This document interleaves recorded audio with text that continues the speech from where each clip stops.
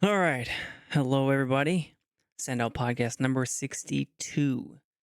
Done this 62 times.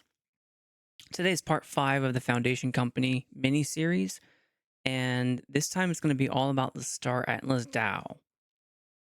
We're going to do a read through of their documents, similar to what we did in SandDAO 60, where we did a read through of Sandbox Foundation documents.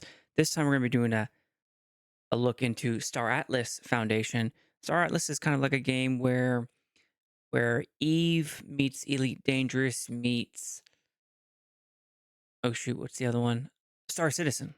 So if Star Citizen, Eve, and Elite Dangerous all got together, had a baby, then that would be Star Atlas. And babies are on my mind right now because little Lanzer was born earlier this week. So I don't know what sleep is right now. And yeah, life's good though. Life's good. So the scope of the talk today is about an analysis of facts. And we're looking for the transparency factor where we understand what it is that we're participating in, what it is that we're doing, and that can make us help that can help make much better, more informed decisions. Disclaimer, I do not represent the Sandbox Game or the Sandbox Foundation or ATMA or Star Atlas Foundation. I represent none of them. I'm not your financial or legal advisor, and nothing I say is to be taken as financial or legal advice. When I say the word SIP, I mean Sandbox Improvement Proposal. When I say the word PIP, I mean Polis Improvement Proposal, which is Star Atlas DAO. PVP means Polis Voting Power, kind of like Sand Voting Power. And when I say DAO, I mean Decentralized Autonomous Organization. And when I say SandFam, I'm talking about the Sandbox community, those who participate in the people, product, and purpose of the Sandbox game, Sandbox ecosystem. That ecosystem looks a little bit like this. I went over it in episode 31. People is everyone from gamers to Sandbox team. Product is everything from game client to the DAO. And the purpose is everything mentioned in the white paper to include what the leadership of Sandbox DAO has gone into. That ecosystem goes round and round every day where we all interact with each other to improve the ecosystem. Today's episode is all about the DAO, specifically lessons from other DAOs and Star Atlas DAO. So if you are Star Atlas, welcome and glad you're here. Yeah, I see you, Zamzor, Emperor. Who else? I saw a couple others. Mike, appreciate having you.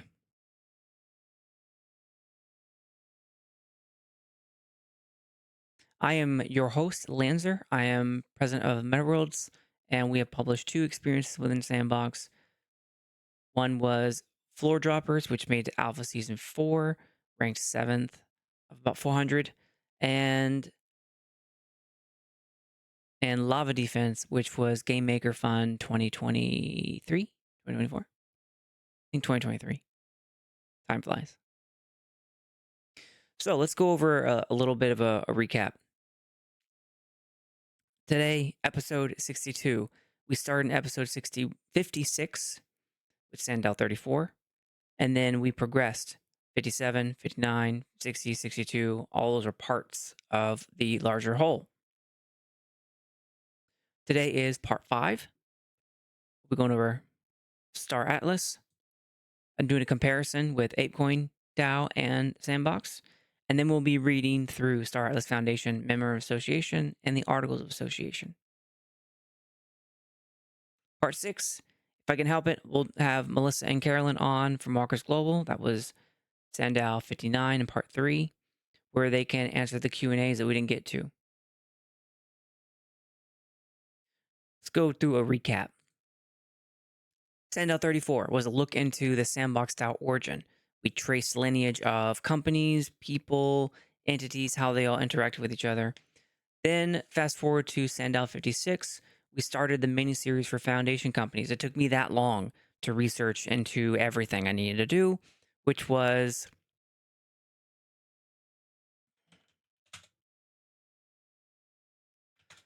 yay.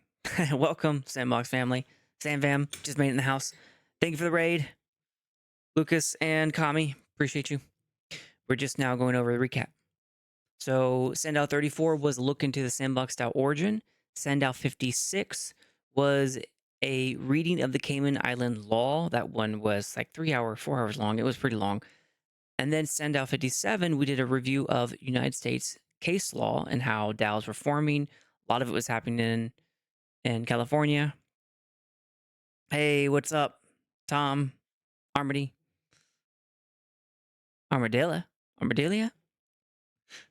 And then SANDDAO 59, which was a brief from Cayman Islands lawyers from Walker's Global, as Melissa and Carolyn. They gave us kind of like an orientation into Sandbox, into foundation companies, their legal structure, how they work, all that. And then recently, we did SANDDAO 60, which was a reading of the Sandbox DAO document. That podcast was 6 hours long. 6 hours. I didn't intend for it to be 6 hours, but it was, and that's how long it took me to get through the reading of their articles of association and memorandum of association. I don't intend on this taking 6 hours for Star Atlas. I have some things that might, um, some things I want to go over, but the two documents are 16 pages for Star Atlas. It's not going to take us that long, and they don't have a constitution. I'm not going to go over the governance framework, all that stuff. I'll just touch on it lightly. But yeah. So welcome to my SandFam people. Hey, Yuma. Good to see you. So there you go. Started with SANDDAO 34, 56, 57, 59, 60. And now we're on to SANDDAO 62, which is Lessons from Other DAOs, a reading of Star Atlas Foundation. Star Atlas is kind of like Star Citizen meets Elite Dangerous meets EVE Online. They have a very, very well connected DAO. Okay, so SANDDAO 34, we originally explored this relationship map, or what we thought was happening, and this is what I came up with. The whole rigmarole of who is connected to who and what. This is back when we have no idea, and I had to Google search all of this to try and figure it out. I still think I got a little bit of it wrong, but a lot of it was very revealing and transparency and all that sort of stuff. Then Google searched all the key players of Sandbox DAO. Turns out they're all on the same street. So from my Star Atlas people and my ApeCoin DAO people, you are not too far away, maybe like a 10-minute drive from where this is. Everyone lives in the same kind of business district of the Grand Cayman Islands. I thought there was some significance of them being on the same street, as in like they all knew each other, but actually turns out the reason why they're all there is because to be a part of a foundation company, you have to be licensed, certified, and all these different rules. They have all these different rules in place to do foundation company stuff. So, in order to provide management services, director, secretary, legal counsel, management services, all those sorts of things, it makes a lot of sense why some of them are all next door to each other. Again, it's a small island, smaller than Jamaica, and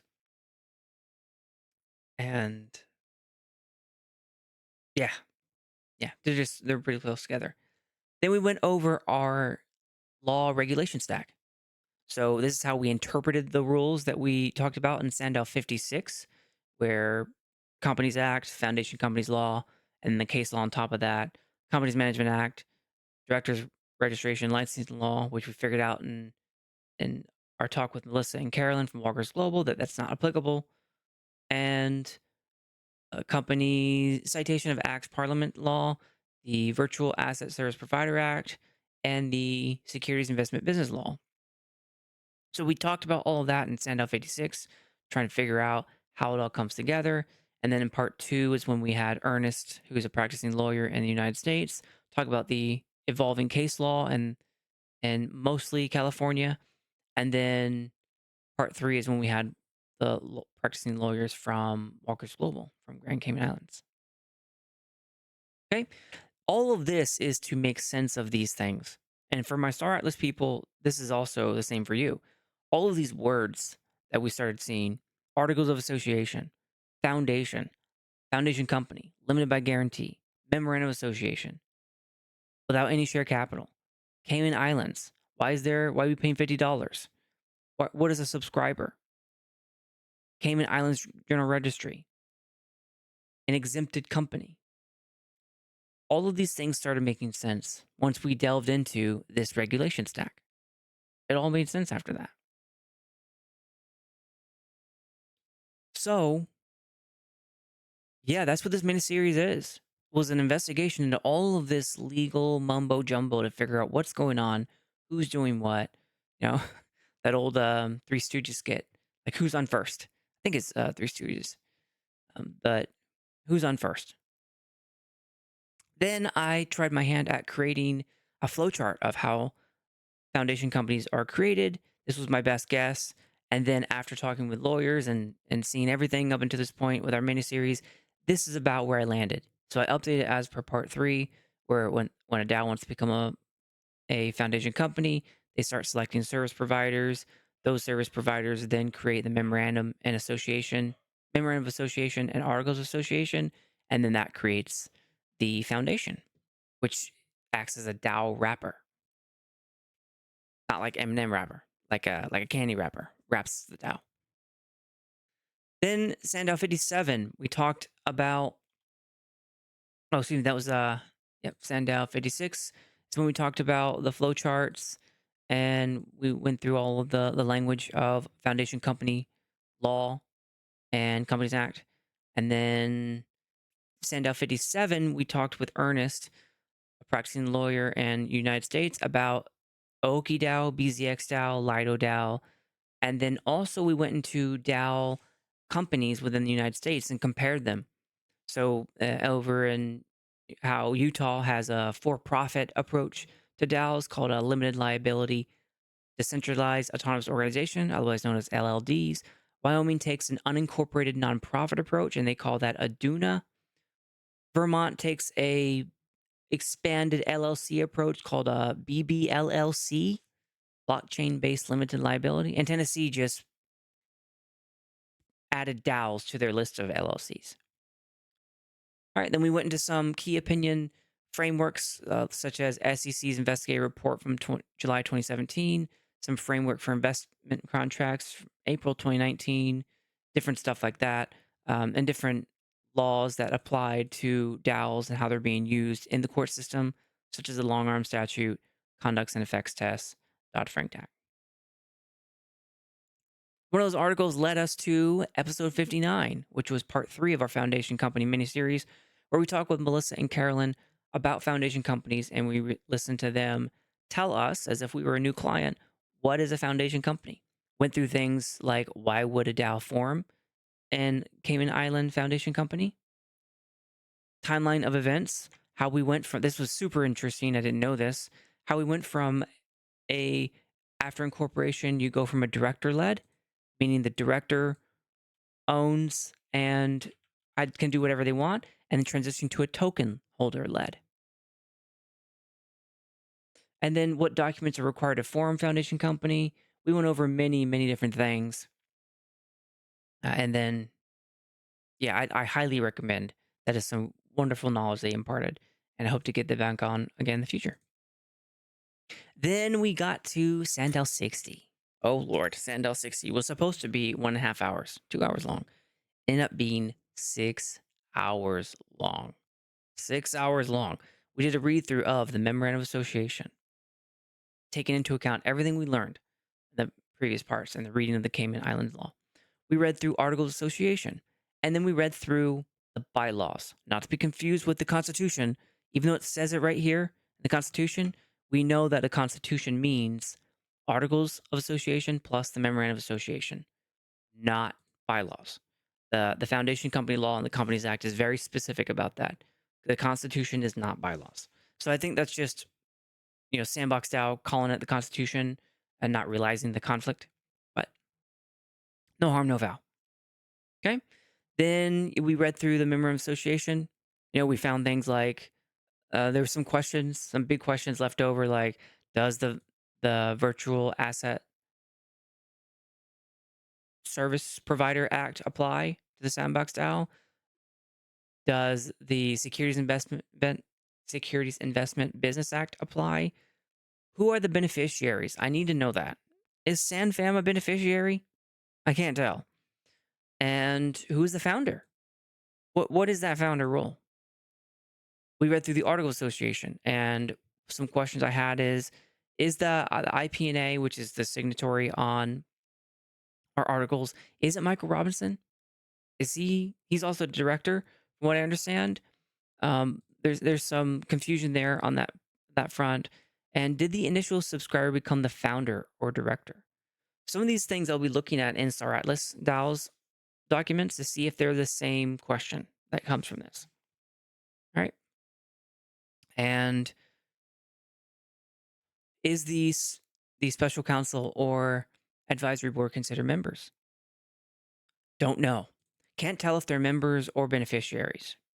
And what may restrict or prohibit members. How do all these positions act day to day?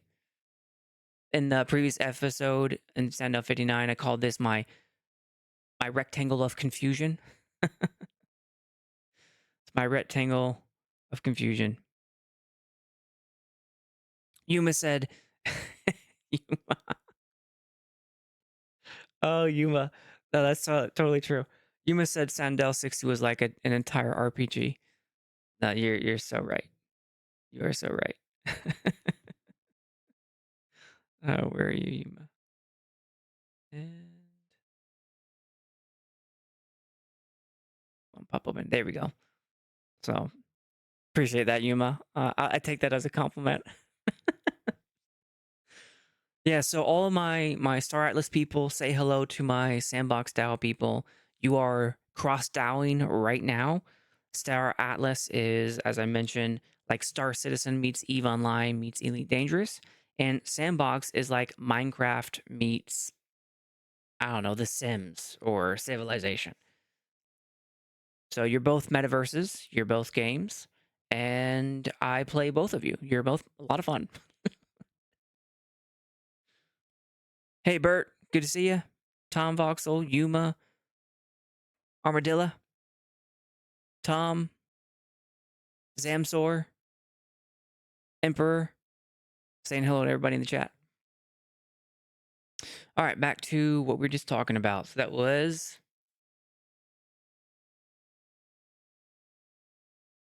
articles. And then we lastly covered the bylaws, and this was SANDDAO 60 I'm referring to. The bylaws, which is some random questions there was why 3 consecutive terms? Why not 5 or unlimited or 0 or 1?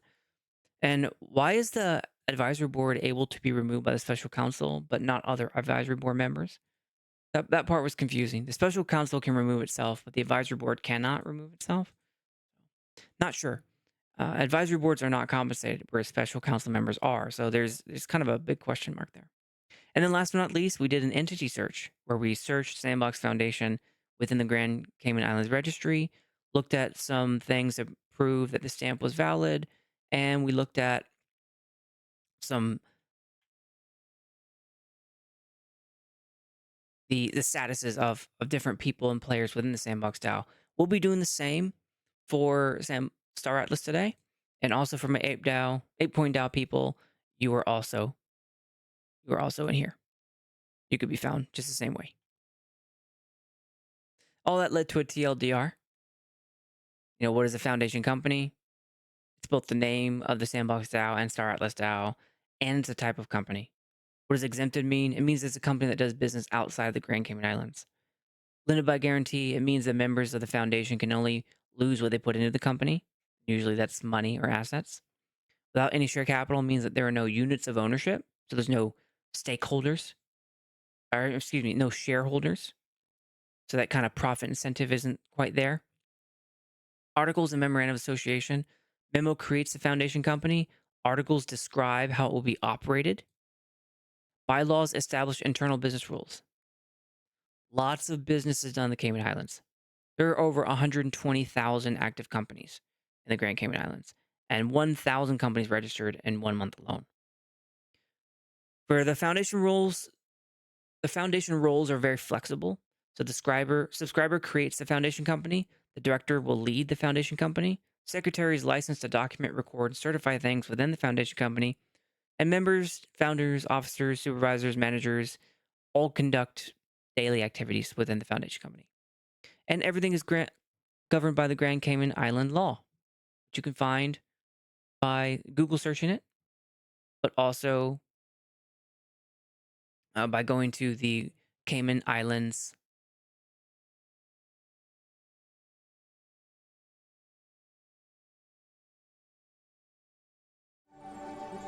Wrong button. But you can, by going to the Grand Cayman Islands and go to the website, click. I realize you can't see that. Give me a second. There we go. Grand Cayman Islands website, go to Acts and Registrations, and you can see all sorts of stuff. Or you can just go to the mini series within my podcast, and I show you all of this. I go through everything. All right. So y'all are now officially up to speed. We recapped SANDDAO 34, 56, 57, 59, 60. I highly recommend go back to watch some of these. There was so much information I couldn't possibly do the recap justice. I did the best I could, though. Like I said, SANDDAO 60 was 6 hours just by itself. I can't believe I did a 6-hour podcast. That's crazy. So today is SANDDAO 62. Star Atlas. All my Star Atlas DAO people, say hi to my Sandbox DAO people.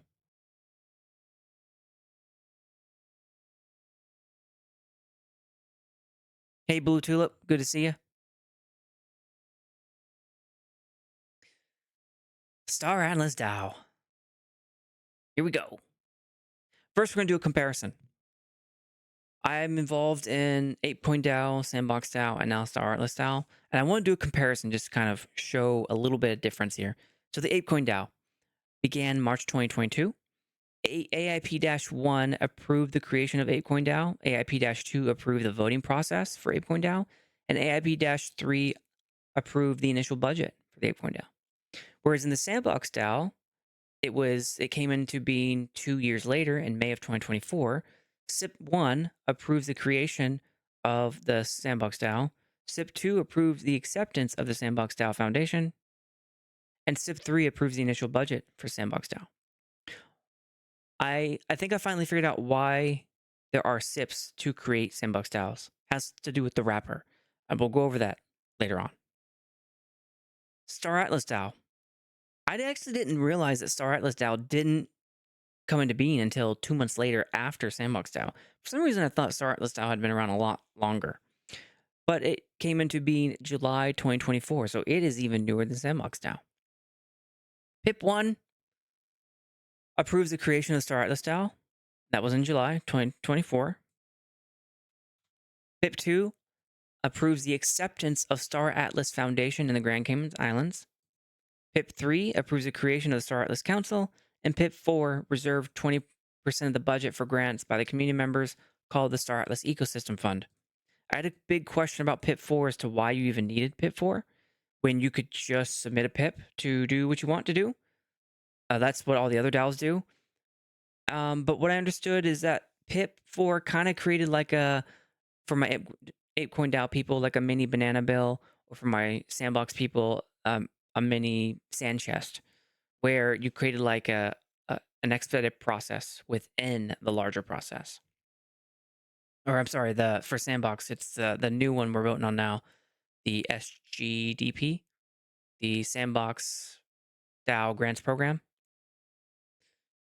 I think that's the reason why it's there, but you could still put forth pips for anything else you would like, or you could utilize the 20% budget for PIP 4. Okay, that's our comparative between the three. But let's take a look at Star Atlas DAO. Just a brief glance. ATMA, or ATMA, is the company behind Star Atlas. So if we go to LinkedIn and say, no, I don't want to join now, can we not just let me see it? Let me see. Oh, you're gonna make me sign up for LinkedIn? No, I don't want to do that. That's annoying. That is very annoying. So, anyways, there's a LinkedIn for ATMA, and I was going to show you the people that work there. The CEO is Michael Wagner, and I saw on his LinkedIn. There we go. I saw on his LinkedIn he's a CFA.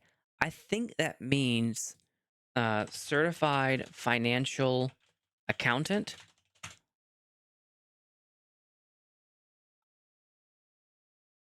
A chartered financial analyst, maybe, or certified. Yeah, but anyways, that seems pretty cool. So, what is a CFA? I'll put chartered financial analyst. Hey, Zamzor said the Star Atlas governance site launched in August of 2022. Polls holders could start staking. July 2024 date was when the official on-chain PIP1 passed to ratify. Thanks, Zamzor. I'm gonna update this. So PIP1 was July 2024, and then I guess the DAO launched in August 2022, but PIP1 didn't happen until July 2024, 2 years later. Okay, cool. Thanks, Samsor. Appreciate that. All right. Chartered Financial Analyst is a globally recognized professional designation awarded by CFA Institute to individuals demonstrating expertise in investment analysis, wealth management. Cool. Very cool. All right. So Michael Wagner, he is the CEO of Star Atlas. Let's see. Well, yes, cool. Now I can see. And let's blow this up a little bit. Yeah, there's ATMA right there. ATMA. They say ATMA. And here you go. They have atma.com website. Automata. That's right. Automata. That's what they say. So Automata. It's very unassuming. Just that. Cool. So Automata. There's some employees. One of them here is listed that we're about to talk about. Here's Michael Wagner, and oh, there it is. China Chartered Financial Analyst. Very cool. So an investment expert, sounds like. And then our general counsel for Automata is Dan Park. The only reason I'm bringing these up is because they're actually very, very, very active in the Discord for Star Atlas, and it is worthwhile to bring them up because they play a role. We're about to go. And here, Dan Park, he is legal counsel for Star Atlas, coming out of Berkeley. Also, I saw Harvard University, so very well educated. Yeah, very cool. I lived in Boston for a time, so right next door to Harvard. So, anyways, oh, realize you all can't see what I'm saying. So, the general counsel for Automata. All right, and then let's take a brief look into the pips that got us here. So, Star Atlas Council was PIP 3. There were over 20 people for round 1 of the Star Atlas Council. And then PIP 6 was round 1, excuse me, whereas PIP 3 approved the council. PIP 6 was election number 1 with over 20 people. And then PIP 7 was the second round of elections. It was a down selection based on if you got enough votes, I believe. Zamzor, you can correct me on that one. Zamzor in the chat said, the team from Automata is very transparent, very engaged with the community. Absolutely, Zamzor. That is exactly what I saw right away. And also, Zamzor, I'm showing on the screen what he said earlier, which was the site was launched in August 2022, and the first PIP was July 2024. Thank you so much for that correction. Appreciate that.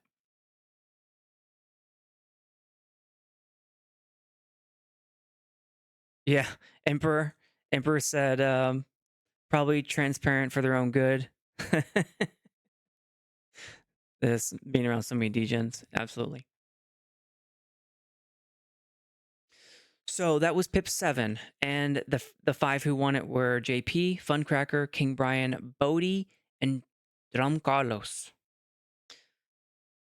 Mi gente.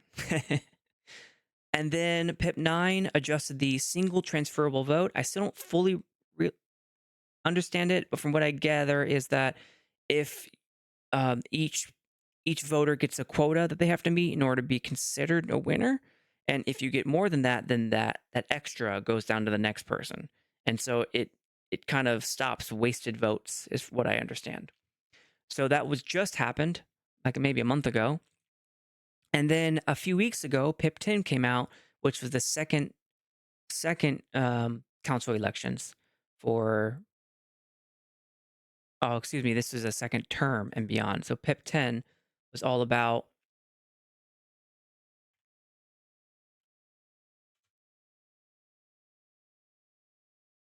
adjusting the terms. We're still going to have 5 council members. Still going to have, and instead of 6-month terms, now it's going to be 9-month terms. So that's a big change. Pip 10. And so for my SandFam people, these are what we call constitutional SIPs that only right now the Sandbox admin team can do.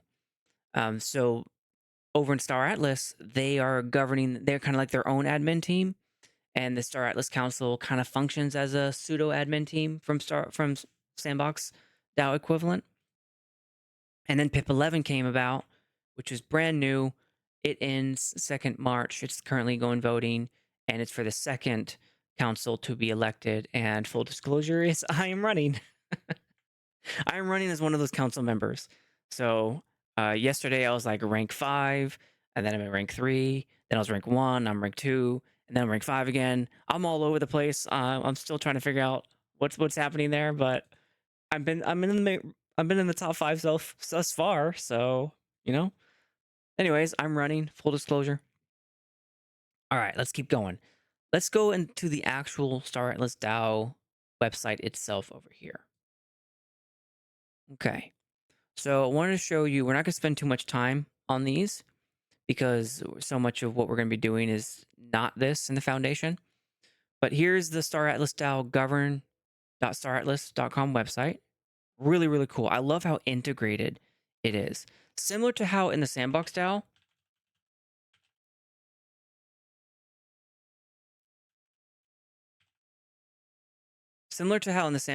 they have the proposals here within the Sandbox DAO website. Yeah. So you can click here, it will load, you can connect your wallet and then vote. Like one of the Chrysalis quests that's going on right now.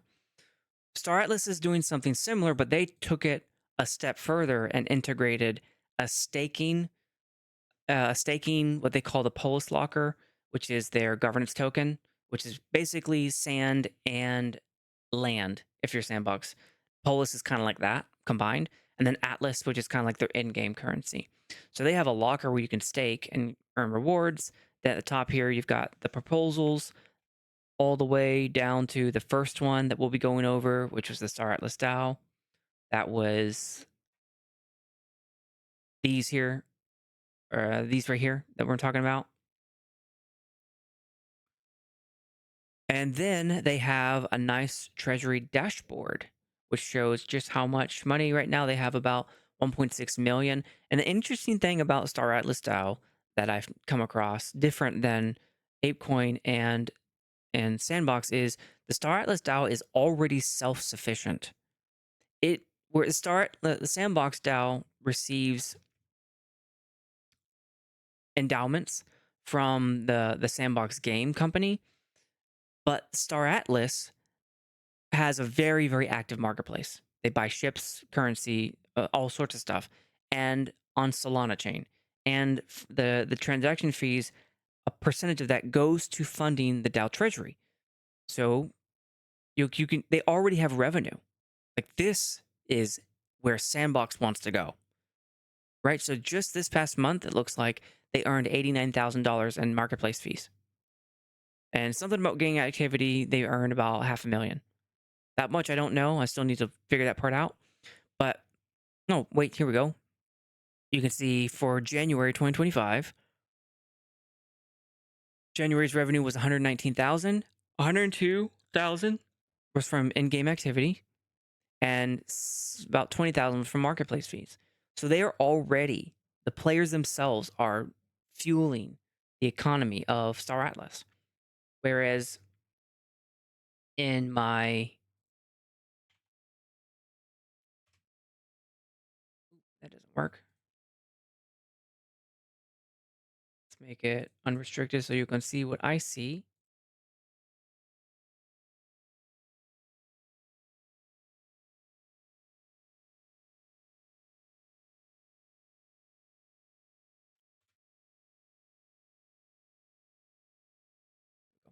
So we receive endowments from Star Atlas, dang it, from Sandbox. And let's see, which slide was it? Not this one. Oh, there's some interesting facts for my Star Atlas people about Sandbox. They have NFT lands. Those lands you build on like you would Minecraft, and if you have one land, you get 4,500 voting power per land, and if you have one sand, you get one voting power. So sand is their token, equivalent to, it's kind of like a cross between Polis and Atlas, is what they call sand, and they're on the Polygon chain, whereas Star Atlas folks, you're on Solana. Here, so here's the budget for Sandbox.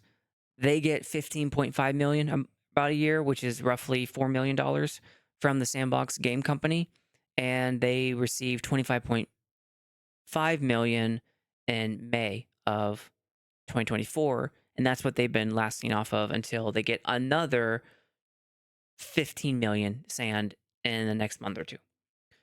And that is to keep injecting fuel into the DAO until the DAO can become self-sufficient like Star Atlas DAO is right now.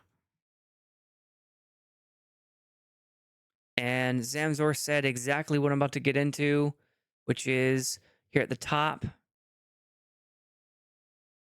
If you click more at the top, then you'll see the ecosystem dashboard. It's managed by the Econ team, which holds monthly community forums led by a guy in PhD. Whoa, who is that? Zamzor? Who's that person? Is that a community thing or is that an automata thing? All right, and then if you click more here at the top, then you'll see locker details, emission rates. Like, it's a very, very well built backend. It is extremely well documented. So my Sandbox people, my ApeCoin DAO people, they are not nearly as detailed. Their backends are not nearly as detailed. I had to Google search so much stuff in order to get to where I am. Whereas I come to Star Atlas and it's like, here's a GitHub or a Gitbook. Here's a more page with all sorts of stuff in it. It was really cool. And then the white paper, economics paper, sustainment governance. We'll have a slide in this here in a second. But lots of cool stuff all over this website. And yeah, that's what they're working with. So let's get back into it. We were here. All right, so the DAO Treasury, we just went over that, is $1.7 million. So a little bit smaller than about maybe half the size of Sandbox DAO, and ApeCoin DAO is like hundreds of millions. So we're all small compared to them. All right, next slide is the DAO material. So this was just me doing research into Star Atlas DAO, like, because I'm new in terms of compared to Sandbox. I've been in Sandbox for maybe 2-3 years now. Star Atlas DAO, I've been lurking in the shadows, kind of watching to see what would happen. And then November, I decided to take the plunge to really get involved because it just, things realigned my life. I had more free time to figure stuff out, and I was DAOing hard. And Star Atlas DAO was one of the standouts.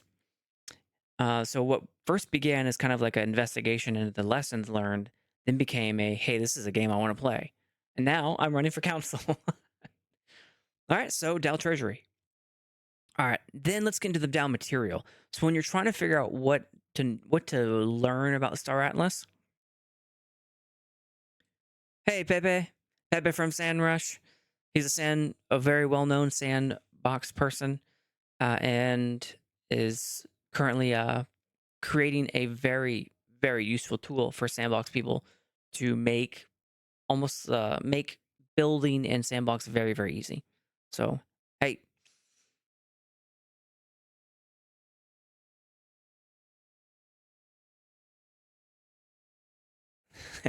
All right. So in the DAO material, there's multiple ways to get at the information that we're after. Okay, and what information are we after?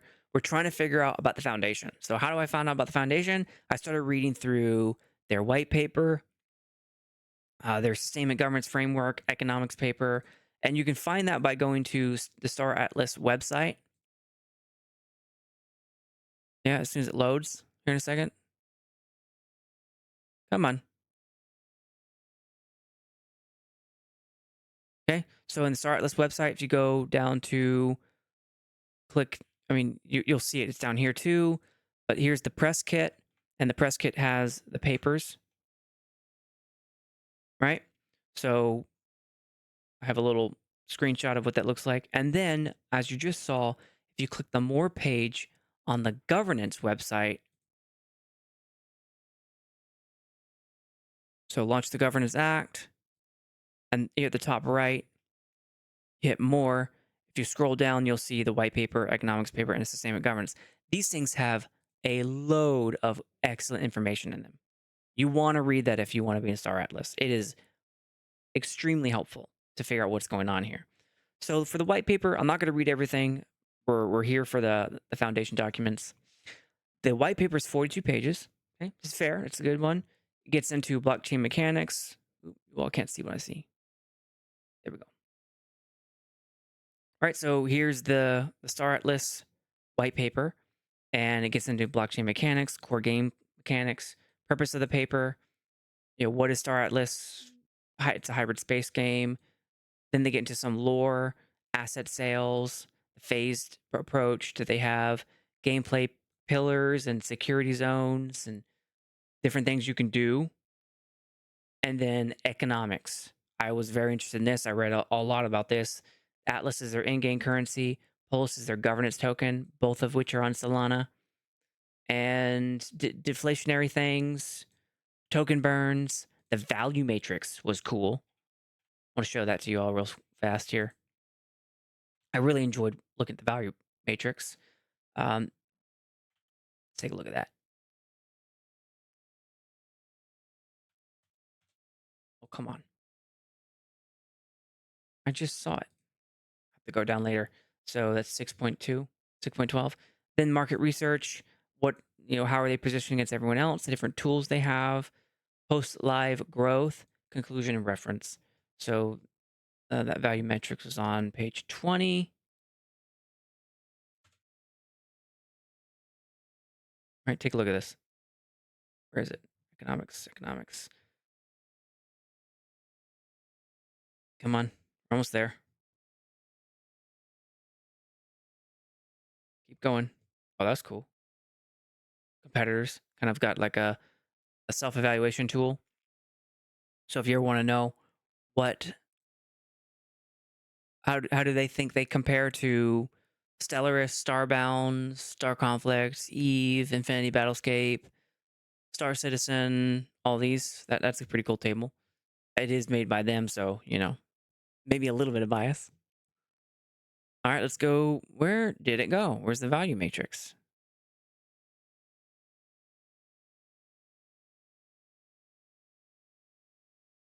There. Here's the value matrix. It kind of gives you a flow chart. I love flow charts. They're very helpful. But this flow chart gives you, what can you expect and as a token holder? How does the flow of information, how does value, how is it created? And if you are a stakeholder in the company, I think this means like a stakeholder equity in Automata, then this is what it means, because you've got like asset sales and all that. I think that's what it means. Equity in the Automata corporation. And then if you're a gamer, how do you monetize? How do you own your assets?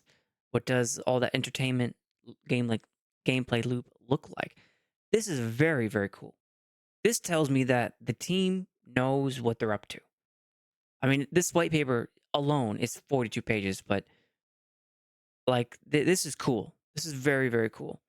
I paid most attention to and the economics, the Atlas, Polis. I spent a lot of time reading about uh the next thing here that we're about to go over, a sustainable governance framework. I spent a lot of time in here. All right, so it's going to download. You open it. All right, so the Star Atlas, a sustainable governance framework. This is kind of like a vision statement. It is 30 pages and it's full of excellent information. Like if you are serious about investing, this is something you want to pay attention to. They go through, they have an exec sum, importance of decentralization. So they kind of go over their philosophical approach. Then they get into the state of Star Atlas. And then they get into the governance framework itself, the constitution, the council, proposal process, how they're going to govern themselves. Hold on a second. Where is my ooh, maybe it's under economics.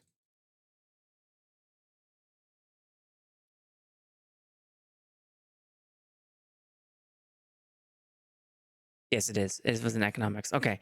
So this is full of good information about investment things. So if you're a business person or you're an investment person, take a look at this document. It's got, I mean, it's so well made. It is so, so well made. I really enjoyed it.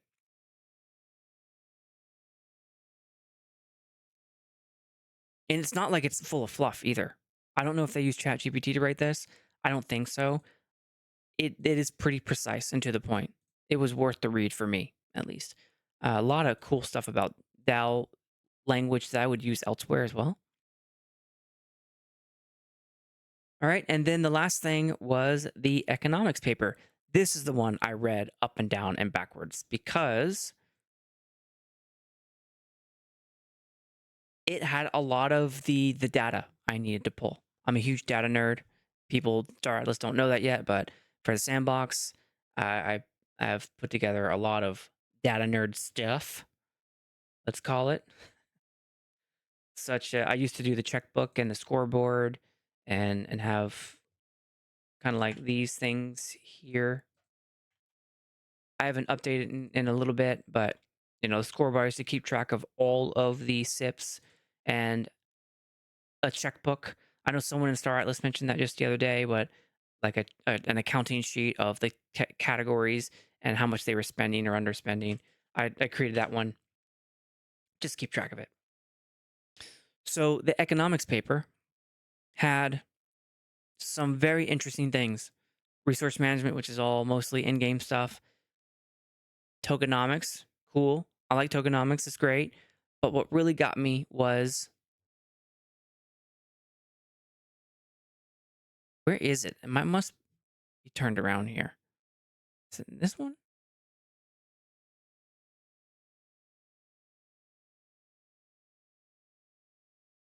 It's not the white paper, is it?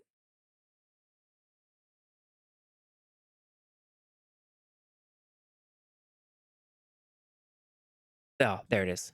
Yeah, so it is in the tokenomics. So this 3.2, page 14. When I wanted to figure out, was it a good investment and learning what is the long-term value for these things, I went here. They have excellent descriptions, and I could trace this into the data itself. So on their governance website, the lockers here. So very, very cool stuff. I've thoroughly enjoyed reading it. I think I'll do a podcast episode just by itself for that. Okay, let's get back on track because I took a little bit longer there than I wanted to, but ultimately it was good. It was good to talk about it. We're here about the Star Atlas Foundation. Now, the foundation is the legal entity that underpins everything that they do. I've been investigating foundation companies because of their importance and how DAOs are run. If you are a Grand Cayman Islands Foundation company. There are a lot of things happening underneath the surface that I wanted to excavate. I want to explore. It's just my personality type. I like that stuff, and I found a ton of information. A lot of things I didn't expect. Went over that a lot when we talked about Reign of Cayman Islands law, and also even 60 when we read through Sandbox DAO documents. But we learned a lot. Learned a lot about Cayman Islands. So as I started exploring foundation companies, I learned a lot of other DAOs also are foundation companies, such as ApeCoin DAO and Star Atlas DAO, as well as Sandbox DAO. So, where do I go to find DAO documents? The important DAO documents that are registered with the Grand Cayman Islands.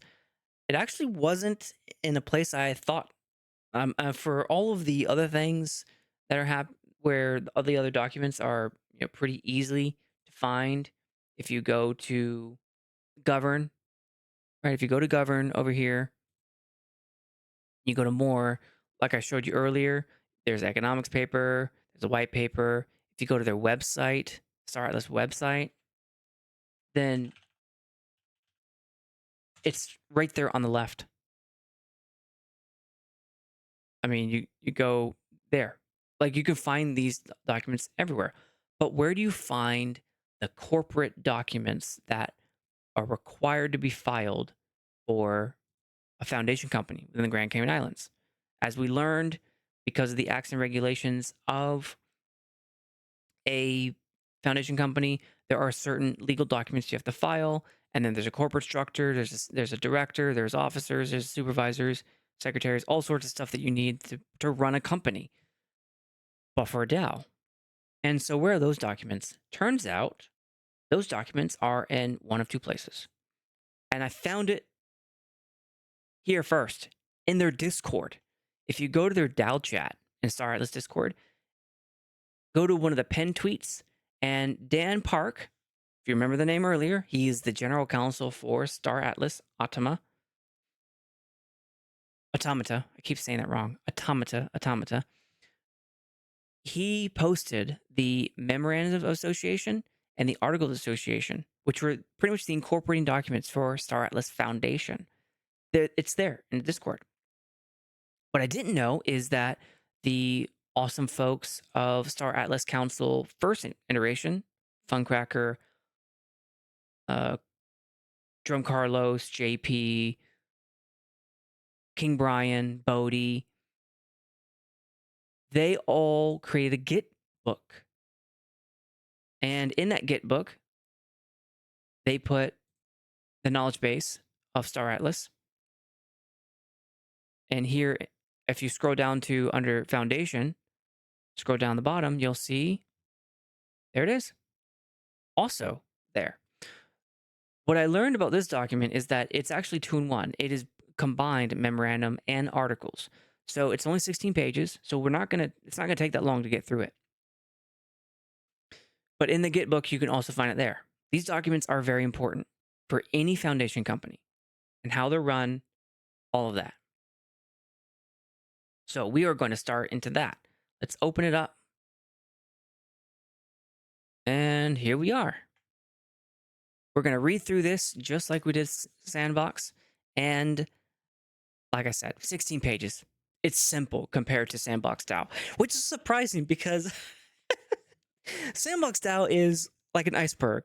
You think understand everything, but it's part of Animoca Brands. It's one of the top metaverses around. Animoca Brands is the largest, I'm pretty sure it's the largest Web3 company in the world with over 400 subsidiaries.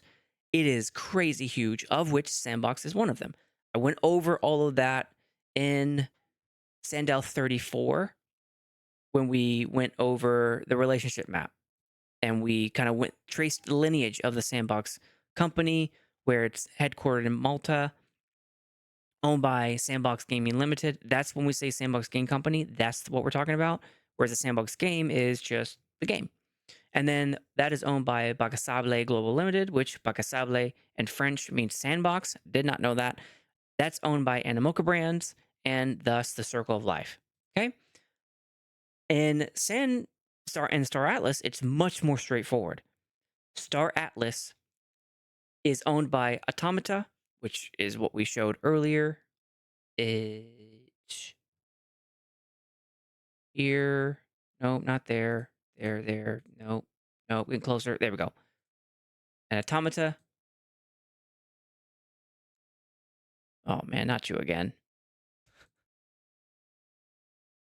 Come on, come on. There we go. So it's owned by Automata, which the CEO is Michael Wagner. And, Automata. Here it is. So Automata owns the game Star Atlas. Star Atlas Foundation, separate legal entity, is in the Grand Cayman Islands. That's it. There's no like subsidiary tree that I could find that I needed to talk about. If there is, then I missed it and I'll have to make another episode about it. But here we are talking about Star Atlas Foundation, the legal entity behind the Star Atlas DAO. All right, so here we go.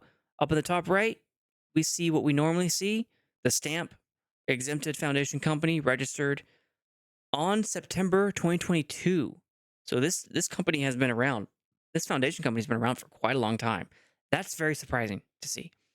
Why the separation? In fact, that's my first question. So for all you who are Star Atlassians, and you don't know how I do things, I screen share a lot. So you see like things all over the place, and I take notes in real time.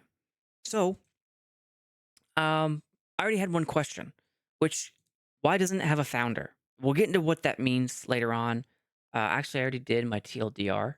So this page right here, TLDR is in the TLDR, a founder is kind of like a unique role that can kind of be granted superpowers, superhuman powers. And in normal corporations, you have shareholders, you have CEOs, directors, presidents, all that. And the directors have a fiduciary, the shareholders, excuse me, the CEOs have a fiduciary duty to maximize shareholder value. The shareholders are people who have that units of ownership, right? So that share capital right here. But within the foundation company, there are no share capital. There are no units of ownership. So who then is your shareholder? Well, one of them could be the founder. One of them could be the beneficiaries. There's a lot of different ways you can shape a foundation company. And in Sandbox, we have a founder who has like superpowers, and that founder is almost like the first person who started the DAO to keep it on track. And that founder is not beholden to shareholders. So they kind of have a broad scope of abilities that is separate and distinct from the director who has control of the company. They have the responsibility to run the company day to day. But the founder is kind of like your ace in the hole. And the person who, keeps the foundation company on track if things go haywire. And it's normally, like the first person, the founder of company. I think it's Seb or Arthur Madid, who are co-founders of the Sandbox Game company. I don't know for sure because it doesn't say. But over here in Star Atlas DAO, so much simpler.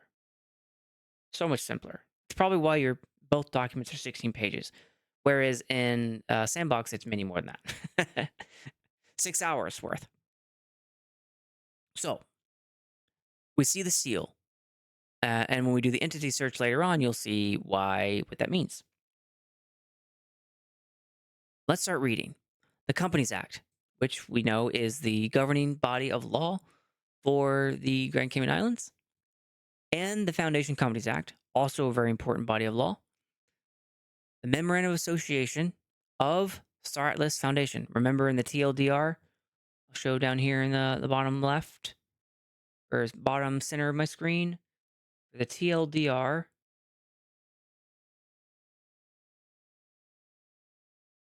Remember that the memo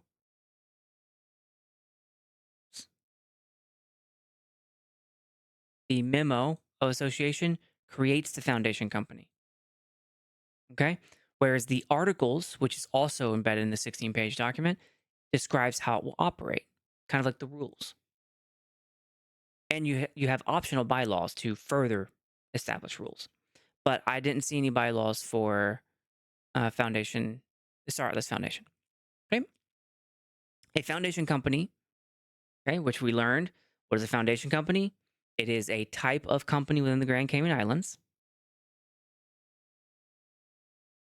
Okay, and limited by guarantee. All right, limited by guarantee. We learned in SANDDAO 56 means that the members of the foundation company only lose what they put into the company. And normally that's like, I don't know, you'll put up $10,000 or you'll give them a car or a building or I don't know, assets or money. That is what they're limited to. And in this document, I expect to see what that limit is. What did the founders or the people who created this, probably the subscriber and the director and the members, what did they guarantee to give the company? All right. And then without any share capital. And again, as we talked about already, it means no shares. Shares can be thought of as units of ownership in a company. And most companies have to maximize shareholder value. And the CEOs, presidents all have fiduciary responsibility to the shareholder. We learned with our friends over in Walker's Global, Melissa and Carolyn from Walker's Global, practicing lawyers in the foundation and in the tripping all over myself right now. Practicing lawyers at Cayman Islands, that there are no shareholders in a foundation company, but the directors still have a fiduciary responsibility to the company. Who do they have a fiduciary responsibility to? I'm not quite sure. That's what I want to get the lawyers back on. I think they have a fiduciary responsibility to the objects of a foundation company or its beneficiaries. I don't know. I need to ask them that question when they come back, if I can get them back on. Or maybe I'll just ask Dan. Maybe Dan knows. Star Atlas. I've never seen the legal counsel so involved in the community before, in the gaming community. I think it's one of the first times I've ever seen that happen. So that's why I listed out Dan Park, because he's so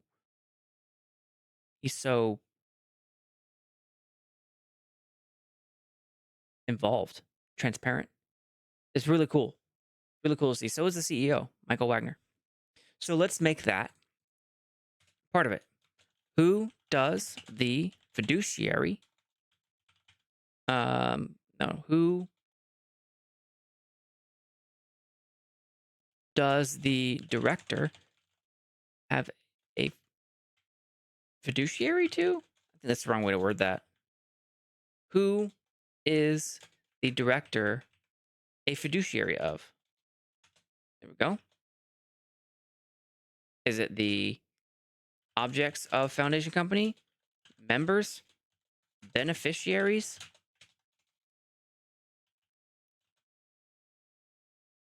All right. So again, we're writing down questions as we go along. All right.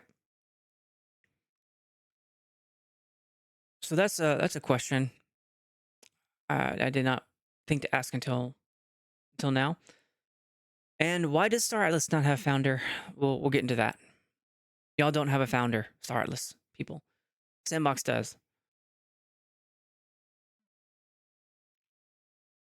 All right, and then here we go. Walker's Global. I did not know Walker's Global represented Star Atlas or ApeCoin DAO until I talked to them. So give that one a listen. That was free advice. It wasn't legal advice, but that was free knowledge, right? SANDDAO 59, Part 3 of Foundation Company, a brief from Cayman Island lawyers. Not legal advice. It was, however, great knowledge and education. Okay, so Walker's Global, we already know who they are, and I can already tell. So they're the law firm. Looks like legal counsel to help provide some management services or corporate or company services to Star Atlas Foundation back in 2022. All right. So already starting to piece some things together. All right. And before I get into section 1 here, I'm going to take a quick break. Already been at this for an hour. Oh, darn. Oh, darn it. I'm going to need to step on it because I don't want to end up doing 6 hours again. Hey, Siggy. Good to see you in chat. We are going to take a quick 2-minute break, and then we will be back at this. So give me a second. Let me set the clock.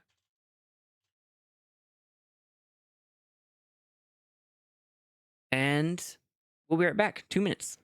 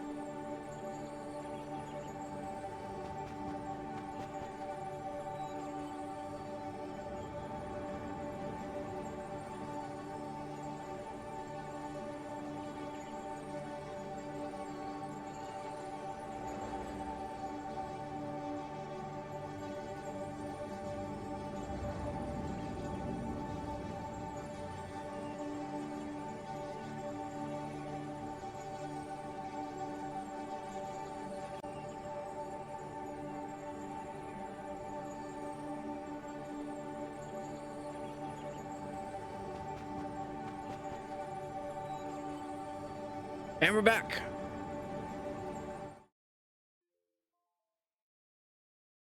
Hello, good. Hello again, everybody. Hey, Pepe. Good to see you.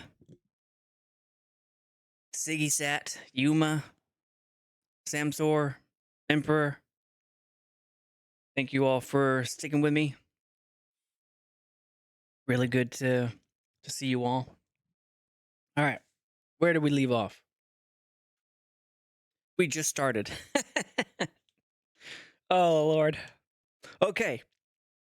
So we were just getting into Star Atlas Foundation documents. And again, these are extremely important documents for the running of Star Atlas Foundation. If you are into DAO governance, you want to know these documents. Interestingly enough, though, for Star Atlas, and this is the first time I've seen this, so huge kudos to Star Atlas, by the way. They don't just have founding documents, the articles and memos. They have a whole like PDF framework. Their white paper talks about their DAO. So does Sandbox DAO. The Sandbox's white paper also talks about its DAO, but not near the degree that Star Atlas does. It has its own sections in the white paper. And then the sustainable governance framework also talks a lot about the DAO. So does the economics paper. Like all of these things are propping up as pillars. Like I feel like I want to do another episode just on these documents because I feel like there's a flow chart here that really could be beneficial. Very similar to my ecosystem one, my sandbox ecosystem. I love doing ecosystem websites, episodes. So here I have in SANDDAO 31, I have an introduction to the sandbox ecosystem. Okay. And I go through, you know how here on the look in the look right down there. See how ecosystem I in the very beginning I talked about the people, the product and the purpose and all that. That's this episode right here. This one. That's this episode right here. And I go through all of them in depth. I kind of pull apart the whole ecosystem and I talk about how each facet of the ecosystem interacts with each other. You know, and then we examined, you know, what were the leaders saying, the different podcast episodes where they're talking. These are the founders on podcasts and stuff. We go through that a lot, and it's awesome. It was great. Here's a few seconds of it.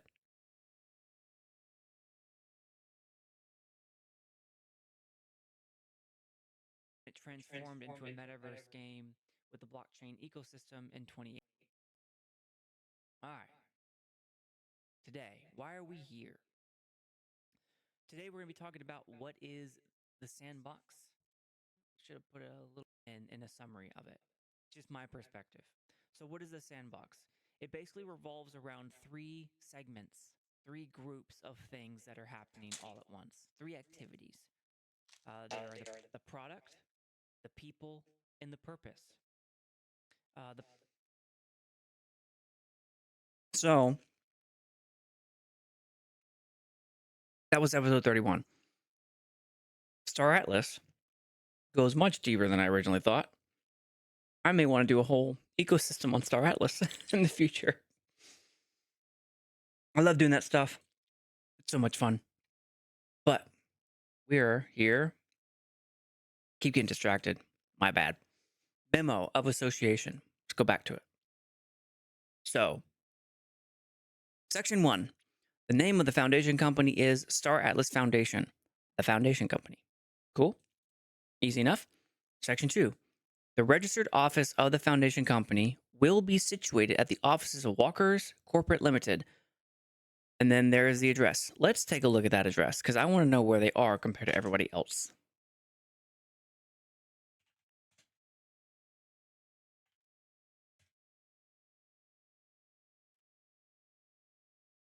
All right, so we're going to go to maps.google.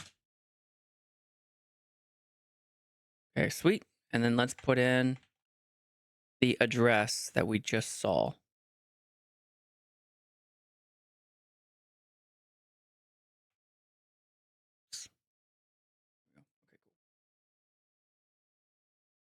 And that's the address right there. All right, where are we? Oh, okay, we're right down. So see this South Church Street right here? Maybe it'd be better if I do it like this. There we go. See this South Church Street? Okay, this is the business district that I was talking about earlier on in one of the recap. It was this slide right here. See this slide? This one where we thought that right there are these three buildings right here. See? So that's where the Sandbox DAO is, right over here. And Walker's Global is just of like what looks like a 10-minute drive. And there's Walker's Global, that building right there. So that's cool. So that's where you all are, Star Atlas people. That's where your office is in the foundation company. And again, this is in Georgetown of Grand Cayman Islands. I didn't realize this, but apparently there are 5 different islands, as our lawyers from practicing within the Grand Cayman Islands told us. The Grand Cayman Islands is just the biggest one. All right, and then there's Grand Cayman Islands. You zoom out, it's next to Jamaica, Cuba, Honduras, Nicaragua, and there you go. Tiny little island right in there. Cool. All right. At the offices of its secretary for the time being, I guess that means that they might change it later on. Section 3. The foundation company's initial secretary shall be Walker's Corporate Limited or such other qualified person as defined in the Foundation Companies Act, which basically means anyone who is licensed. And in the licensing of the secretary is done by the CIMA, the Cayman Islands Monetary Authority. They license secretaries, and secretaries have to go through this long process of getting a license. And foundation companies must have a licensed secretary to operate within the regulations. So that is a very, very important. Siggy said, fun fact, in the early days of Star Atlas, there was a team about 5 economists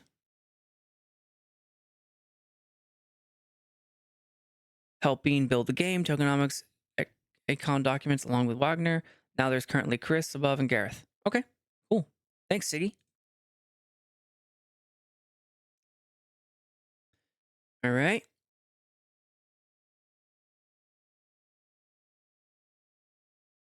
We just did section 3.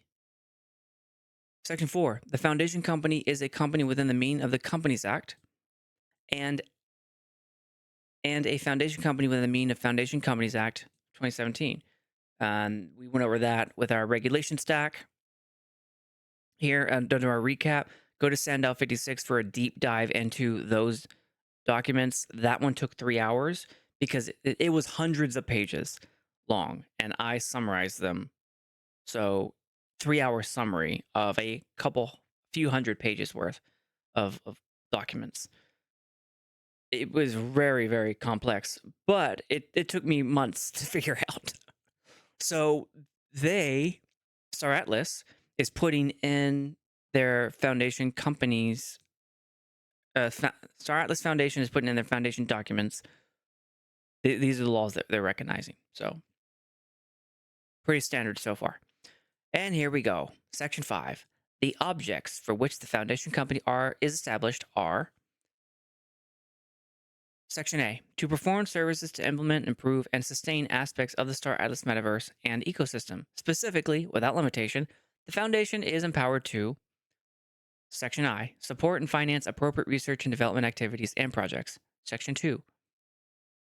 Promote and educate the public on Star Atlas metaverse and ecosystem. Section 3. Promote the usage, growth, and contribution to the Star Atlas metaverse and ecosystem. Section 4. Issue, receive, spend, and hold digital assets. Section 5. Engage with various parts of businesses, partners, banks, regulators, authorities, and other partners. Interesting. I have a question now. They mentioned the term digital assets. And a part of this regulation stack here, one of the questions I had for Sandbox DAO was, does the Virtual Asset Service Provider Act apply? And one of the things that it asked was, does it hold digital assets? So does this mean that Star Atlas, the VASP Act, is now applicable? Virtual Asset Service Provider Act? So let's ask that as our question. All right, so this is Section 5A.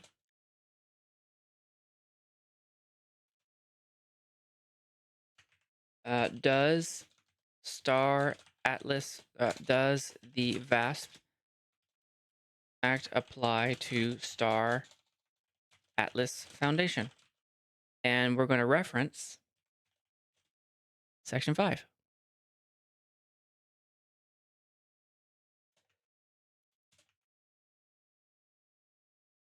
Okay. Because that one's talking about, hold digital assets. All right, so that's the one right there. And all right, let's keep going. And 5, the objects for which the foundation company is established are, and we're now at Section B, to do all such things as in the opinion of the directors are or may be incidental or conducive to the above objects or any of them. Basically means whatever they want. That's basically what that means. I had already kind of said that in Section A, where it says specifically without limitation. So kind of already giving yourself free reign just by saying that. But also in section B, you know, to do anything that the opinion of the directors might be incidental. Okay, that's section 5. And section 5, that was very short. Sandboxes was humongously long. I think there was like 20 items on the objects. And Star Atlas took the approach of having a much shorter list. The objects is very, very important. This is why your company, your foundation company, is here in existence. That's why I put in question 2, who is the director a fiduciary of? The objects. Okay, so the objects we just learned, reference section 5, that's the objects. The objects, looks like they're basically saying research, educate, promote, issue, receive, spend, and engage. So some pretty, just look at the verbs. That's how you can tell what they're really after here. And then do whatever else they like to do, which is cool. You know, foundation companies are meant to be very flexible. It's kind of like a trust meets an LLC, and they kind of all, trusts are very flexible, and so they're taxed differently. But then, never mind. Let's just keep going. And then reference section 5. Good there. So that was why I asked, what is the director fiduciary of? Is it the objects? Oh, I forgot. Let's start highlighting keywords. My bad. I highlight keywords to keep track of things in my brain. It helps me a lot. All right, so founder is a keyword, director is a keyword, fiduciary is not, foundation company is, objects is, members is. So we know that this question is, pretty important because it affects a lot of people. All right, and does the VASP act? So the VASP is also key phrase. And there we go. So why does Star Atlas, okay, we haven't gotten there yet. Who is the director a fiduciary of? We know who the director is. That was actually very easy to find. We know who the director is, but who is that director a fiduciary of? Is it the objects of a foundation company? The members? Beneficiaries? Love to know that. Bert, I am not able to provide an update to that. I'm not, other than what they put in the forums for Red Cross, I don't know. I'm just a community member. I don't really have that insight. Okay. Let's go back to, we just read through section 5. Now we're in section 6. The foundation company shall have and be capable of exercising all the functions of a natural person of full capacity, irrespective of any question of corporate benefit, as provided by section 27.2 of the Companies Act as amended. Okay. What did section 27.2 of the Companies Act say? Let's take a look. I betcha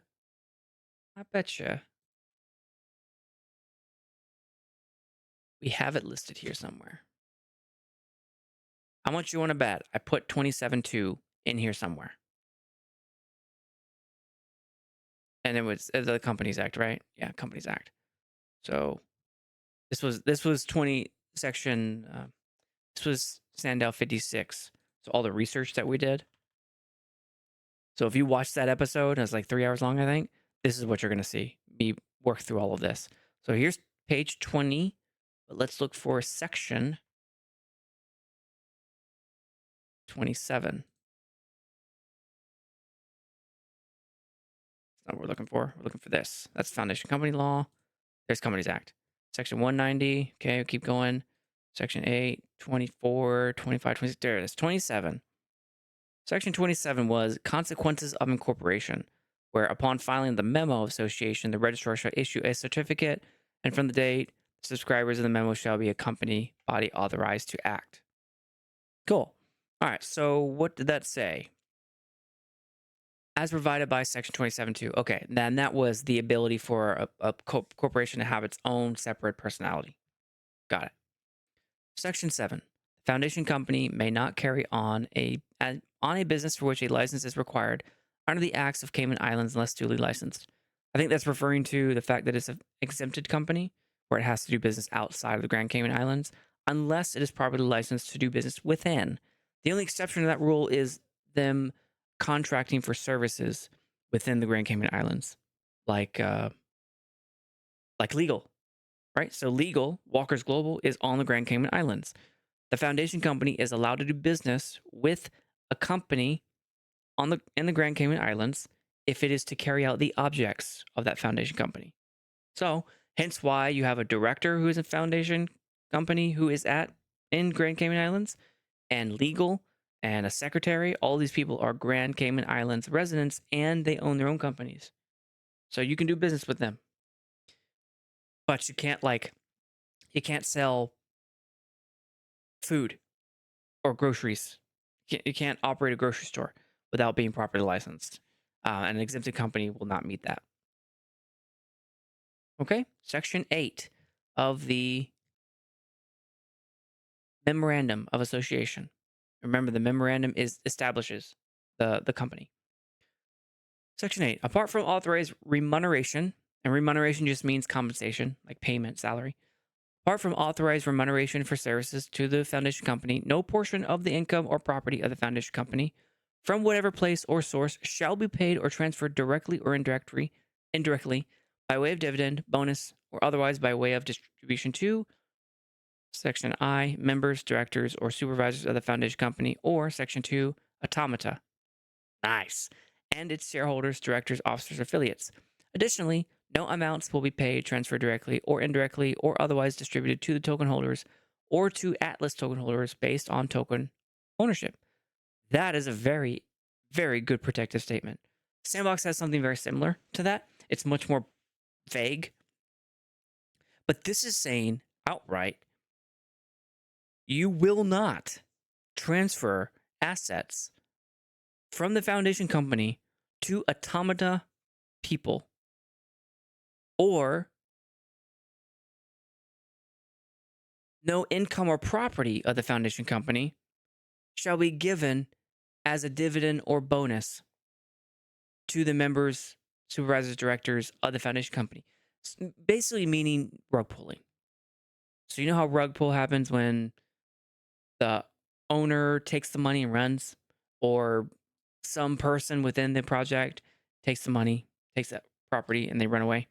This is an anti-rug paragraph right here, Section 8. It's very good. It's very specific, too. I like the fact that they call out automata people, specifically automata. That's very stand-up of them to do. That gives me, my trust is increasing the more I'm reading this. It's clean. It's very clean. And after talking with Carolyn and Mel from Walker's Global, you can tell they know what they're doing. This was done 2 years ago, so they've only learned more since then. But this is very clean. It's very clear. I'm not seeing a lot of ambiguity, except for Section 5, which gives them the authority to pretty much do whatever. But still, that part, I'm not bothered by that. But here in this anti-rug paragraph, they call themselves out. They mean automata, because automata is the one who commissioned this to be done. Otherwise, it wouldn't have been done. And they say that we can't pay ourselves. We can't pay ourselves unduly. Right? So it says, apart from authorized remuneration for services rendered. So if you are an automata employee and you provide a service, the foundation company is allowed to pay you for that. They're allowed to pay you for your services rendered. But you can't just say, I want half of the treasury. I want half of that 1.7 million. And because I own, a significant portion of foundation company, they must do it. Here it says, we will not do that. And it's part of the director's job to ensure that this is carried out properly. But is this part of what the fiduciary is? I don't know. I need to ask. We can update that question, right? Let's update that question.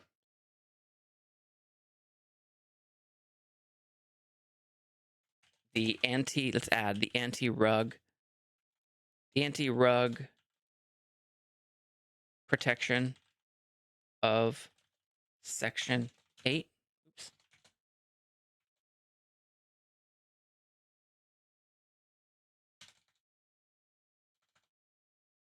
So this is cool. I really like seeing the differences that each legal and business foundation company has done. Sandbox took a different approach than ApeCoin DAO, and ApeCoin DAO take different approach from Star Atlas. They all have different ways of approaching it. Star Atlas has TTA, Alberga, Thorpe, and Alberga. Apologies if I got that wrong. And then Star Atlas took the Walker's Global approach, and words are hard today. And we interviewed them. Episode 59. I didn't get a chance to talk to TTA yet, the Alberga group. I'd like to one day, though. All right, back to reading. So that was section 8. I'm very happy to see that section. That gives me a lot of faith, starting to build a lot of trust here. Section 9. The liability of the members is limited to the undertaking as set out in Clause 11. See earlier when I told you that what was that limited liability? It's going to be in the either the articles or the memo. Well, here it is. Let's go look at Clause 11. Each person who is a member undertakes to contribute to the assets of the foundation company in the event of the foundation company being wound up. Wound up is just the Grand Cayman Island word for liquidated or closed down.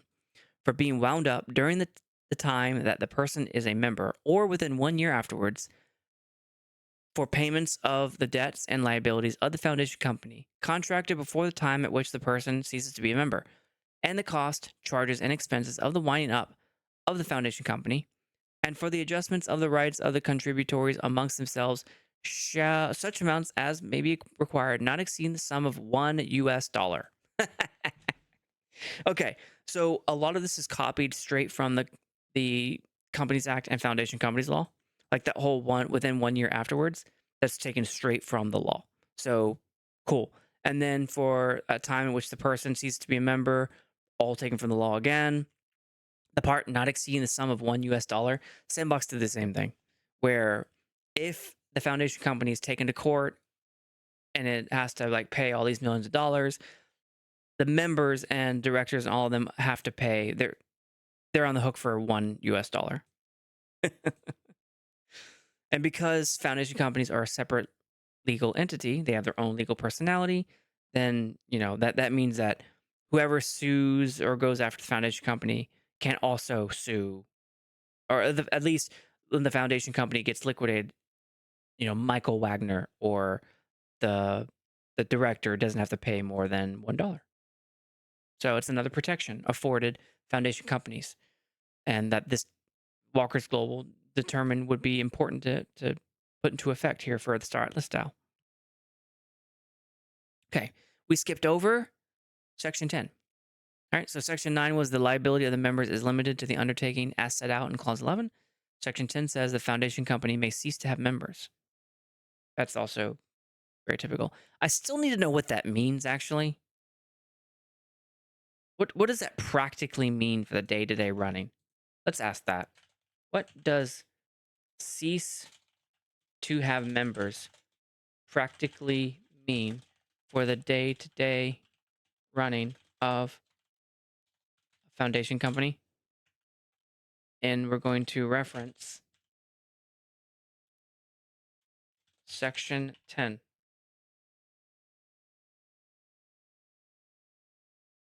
All right, we're going to highlight our keywords.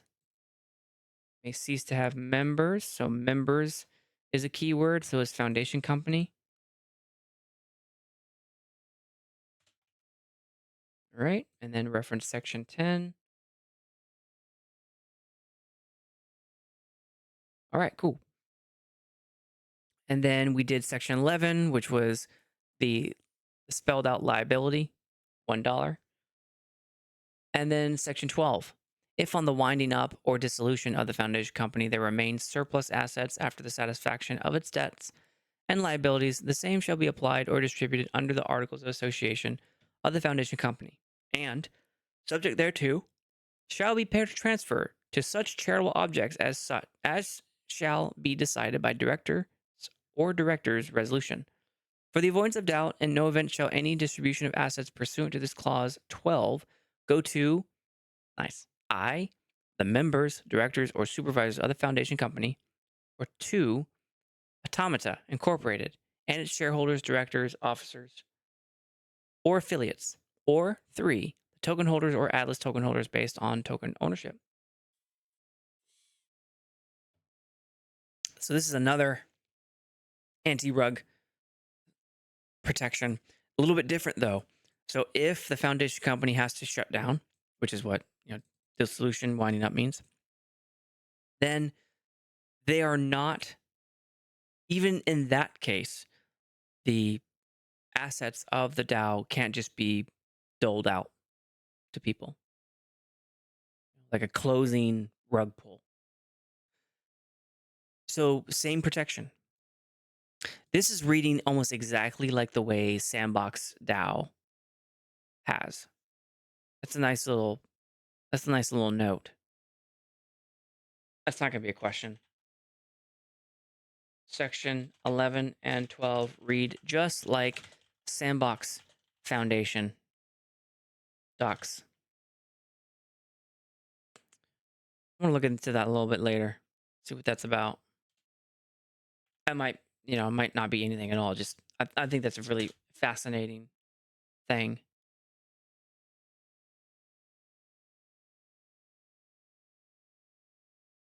Okay. Section 13. This memorandum and articles of association may be altered by the directors by director's resolution, except that neither Clause 8 nor Clause 12 of this memorandum may be altered in any way such that distribution of assets from the foundation companies are or will be made for the benefit of the members or future members of foundation company. Dated this 8th day of September 2022. I want to ask that question. What is that huge difference?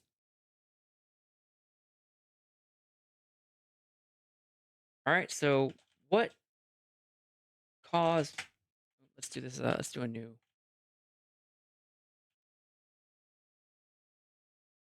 What caused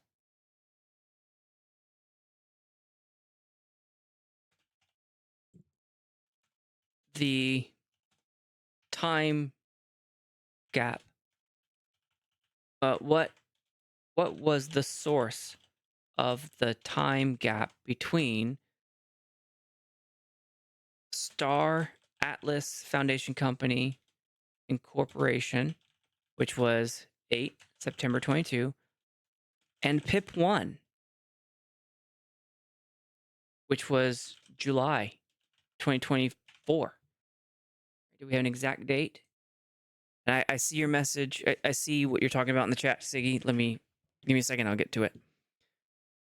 When was that? It was July. All right, let's take a look. When precisely was it? July something.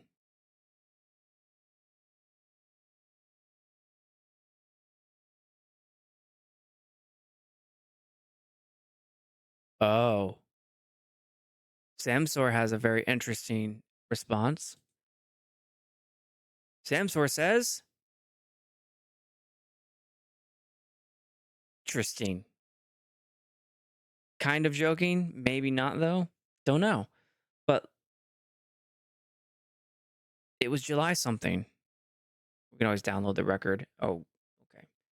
Hit pretty print, and then let's take a look at what the date was. July 11th. All right, so about July 11th. Let's just stick with that. So 11 July 24. Why that 2-year gap? And just a random question, really, in the end. And then reference section 14.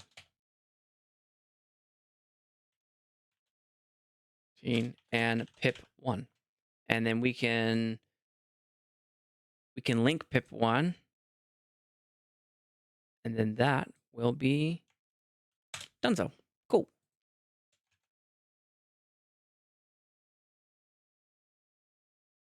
Question number 5.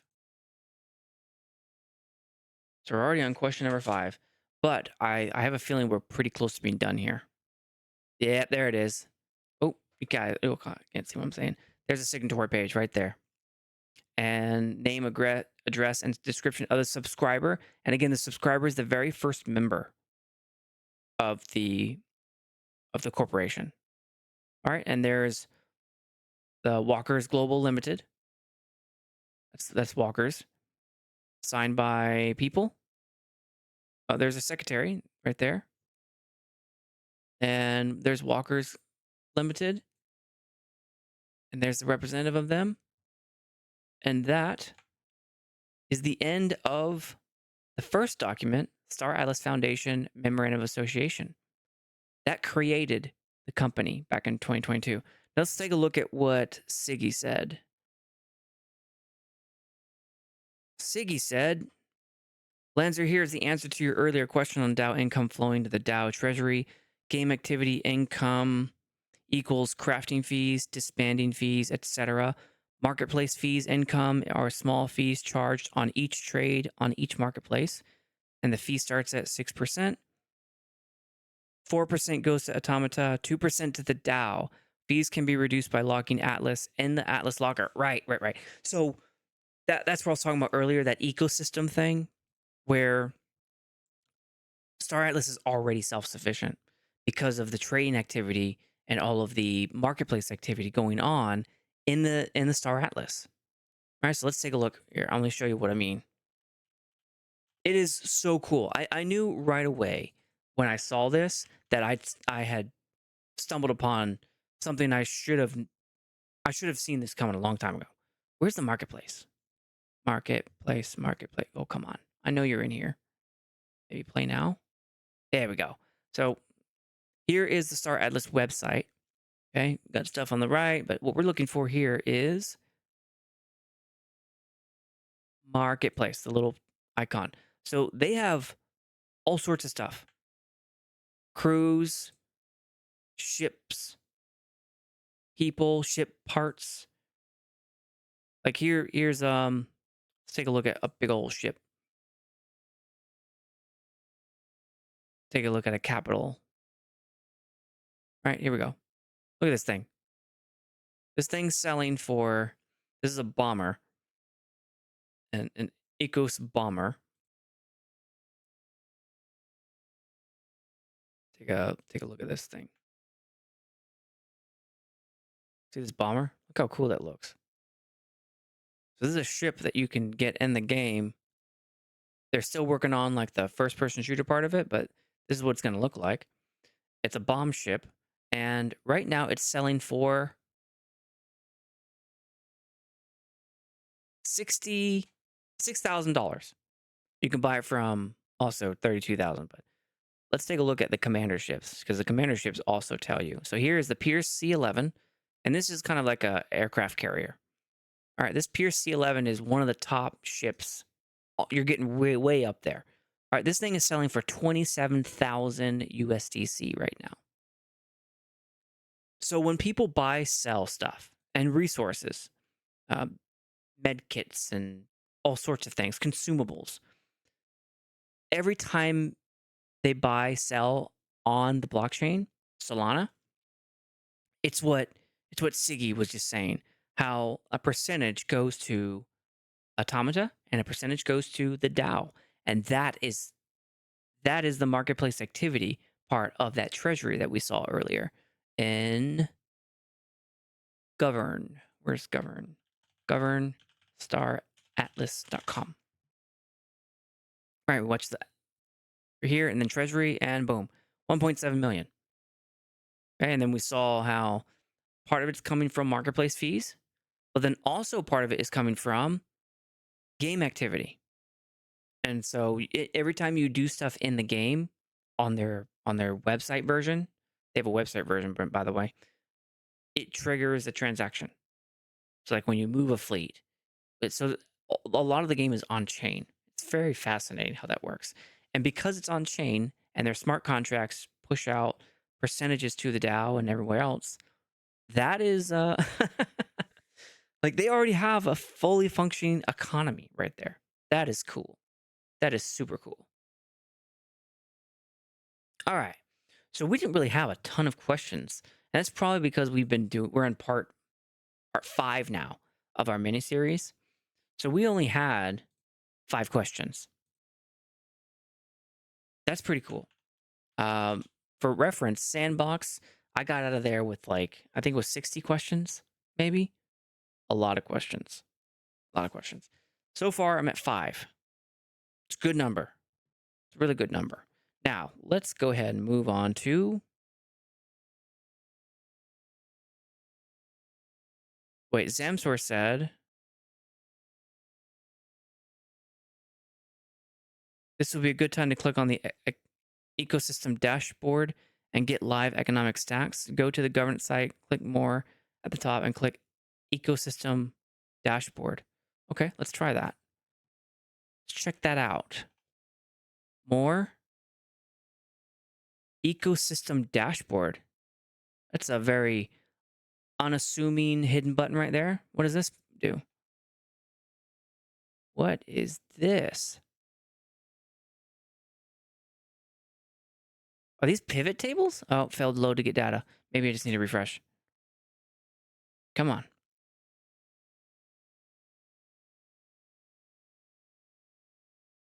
Come on. Okay, failed load to get data. I assume though, oh, look at these filters. These are pivot tables. Here's the emission data. Now that one I did know. I found the link to that and Polis emissions. They all taper off in August of 2030. So you have 5 years left. Local market prices. I'm sure there's. Oh, there we go. Look at that. Oni, Ooster, and Mud. They're 3 factions within the game. So this is saying stuff, contracts and things. You can produce resources. So like you can mine, you can get mining things and then buy and sell mine or raw material. And then you can craft that ore into useful things. Warping. So I guess this means when ships go place to place. So Zamsor is saying, holy smokes, look at that. That is beautiful. Whatever this is beautiful. Oh, coordinates. This is a map. This is a map.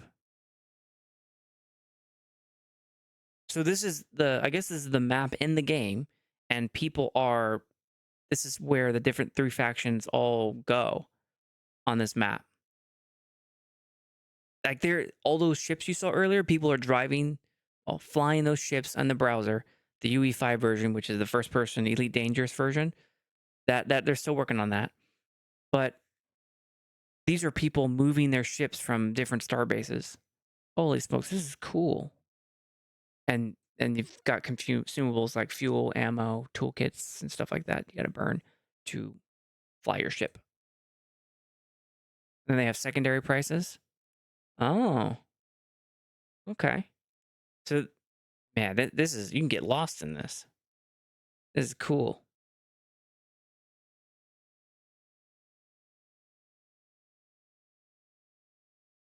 All right. Anyways, that was a great detour. Thank you, Zamsur.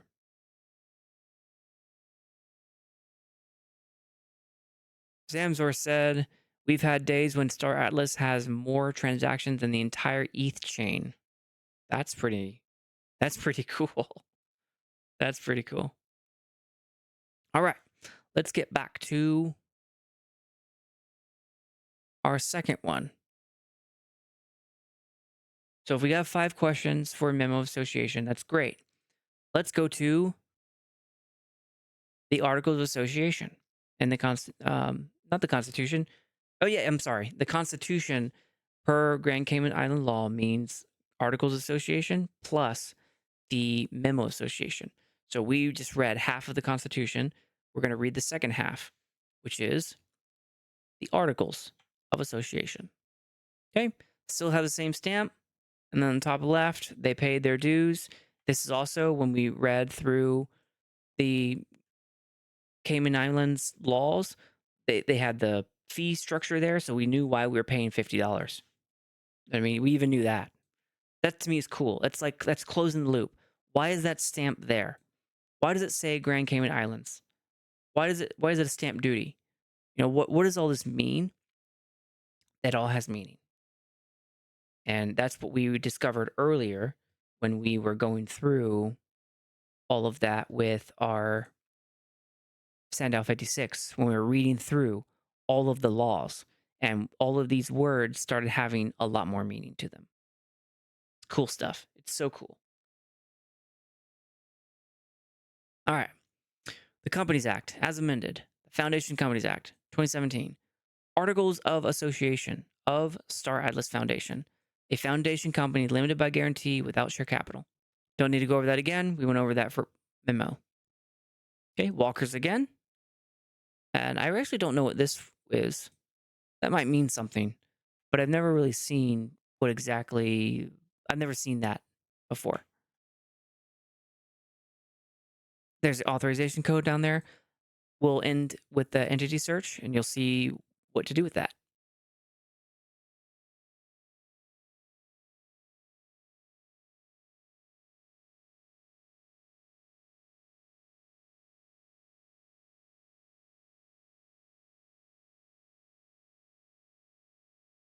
All right, so the table of contents.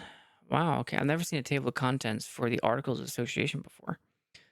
Interpretation, preliminary, members, directors, supervisors, beneficiaries, secretary, general meetings, proxies, directors' meetings, accounts, financial year end, auditors winding up, indemnity, bylaws, alteration of articles. We're already halfway done reading this. You can tell on the right where the little icon is. This is cool. We're getting through this in record time compared to everybody else. Okay. Articles of Association of Star Atlas Foundation. Interpretation. That's an interesting word. What does that word mean? Oh, preliminary? Oh, interpretation just means definitions. Okay. In these articles, unless the context requires otherwise, Acts means the Foundation Companies Act, the Companies Act applicable to foundation companies, and every statutory modification or reenactment of them. Atlas token holders means persons or entities who own and control the Solana-based utility tokens of Star Atlas Metaverse represented by the following smart contract address.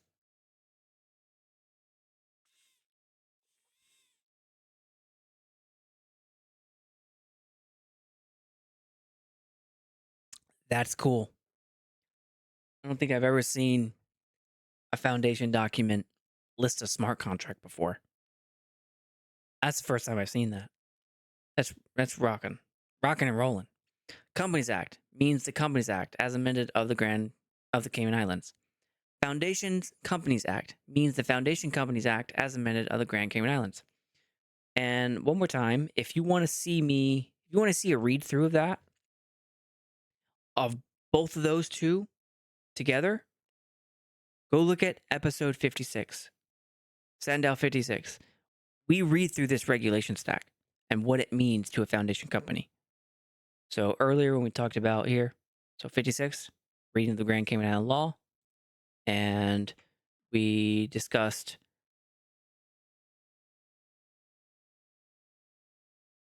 we researched the Grand Cayman Island law, we applied it, we looked at some terminology comparisons, we did a TLDR, and we looked at the remaining questions. I highly, highly recommend it. If you want to know about foundation companies, go listen to that one first, and then go listen to episode 59, where practicing lawyers from Grand Cayman Islands will discuss foundation company. Both of those two together will get you very familiar with all of this. I mean, you'll be right. You'll know as much as I do at that point. The rest of them are really good, especially if you're a United States person. Episode 57, and if you are a Sandbox person, episode 60.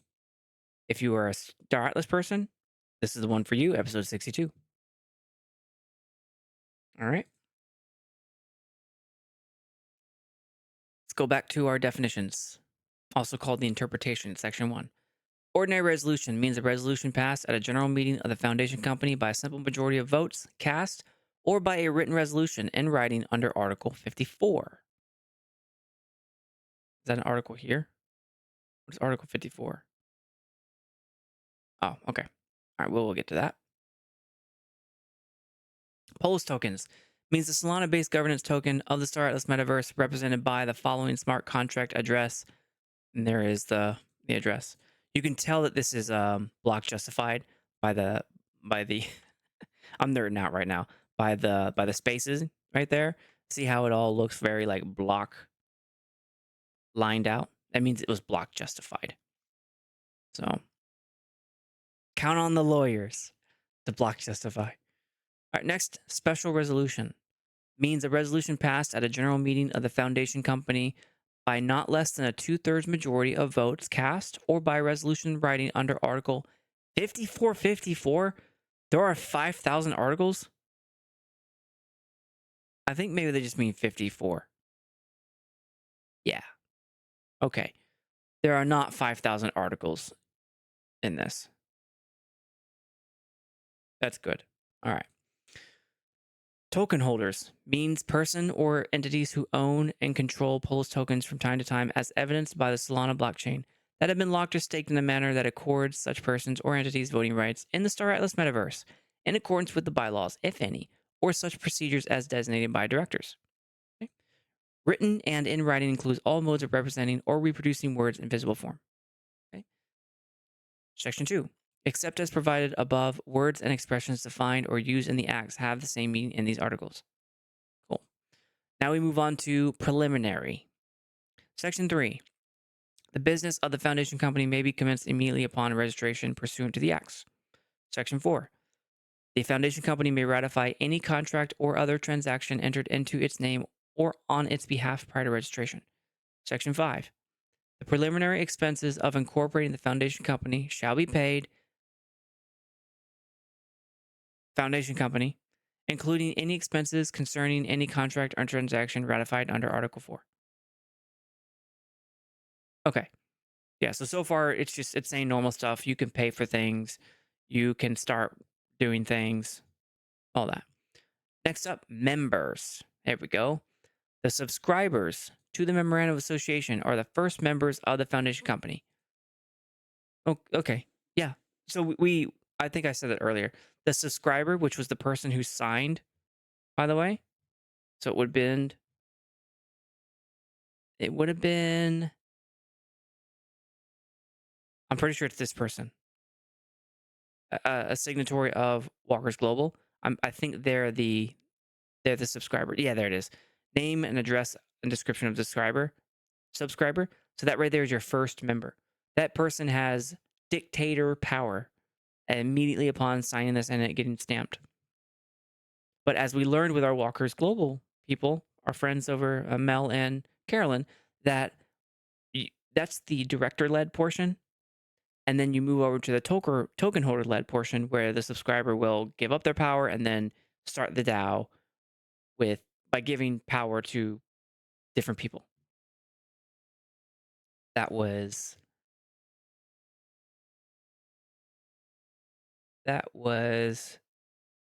this slide right here. And this from episode 59, where we talked about the director-led. So there went immediately upon it all getting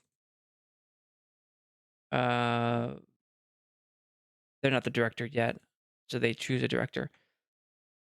But the director-led is before the token holder-led, and the token holder-led is when you have like councils and different members and the separation of powers.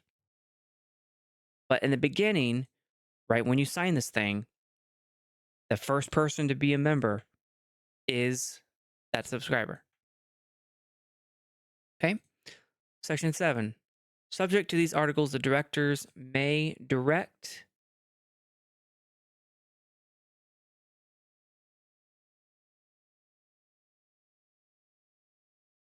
Subject to these articles, the directors may, by director's resolution, admit as a member any person who has applied for membership in writing, and the terms of admission may restrict, enlarge, or exclude any or all of the voting and other rights or powers of members under these articles, or provide for termination of membership at a specified time or in specified circumstances. Okay. Section 8. The directors, by director's resolution, may restrict or prohibit the subsequent admission of members. If the restriction or prohibition is expressed to be irrevocable, it may not be altered or revoked directly or through an alteration of these articles. Sandbox DAO, we had a lot to talk about on irrevocable there.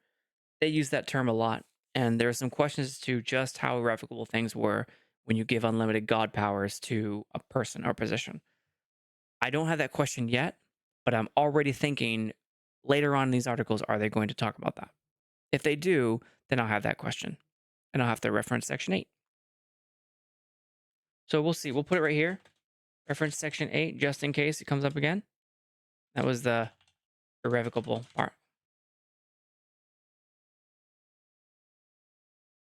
Okay. The directors. Oh, let's take a look at director's resolution. What was that? Special resolution. Ordinary resolution means a resolution passed at a general meeting of the foundation company by a simple majority of votes cast or by a written resolution under the articles. Okay.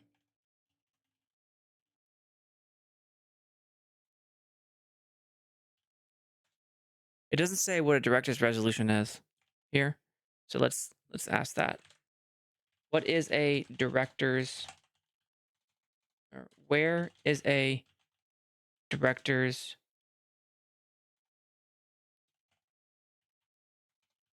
resolution defined? And we're going to say Section 7. So we're referencing Section 7.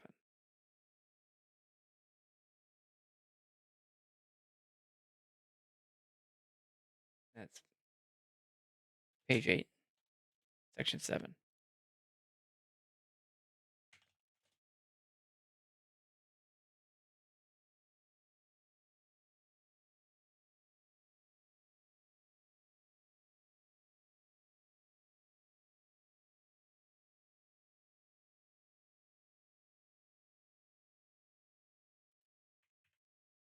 Okay.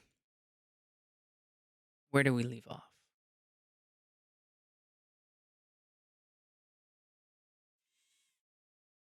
We just went over Section 8. So now we're in Section 9.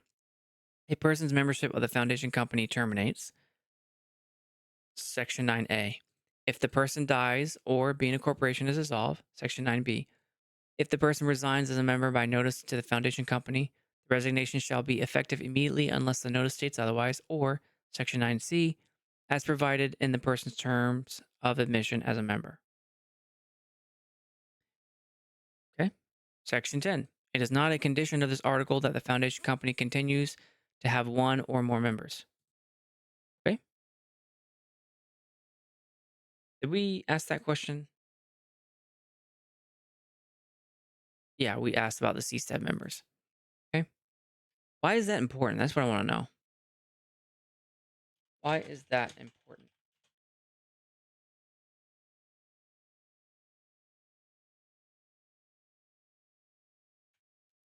See question number. So we're going to link this to Memorandum of Association question. So question 4.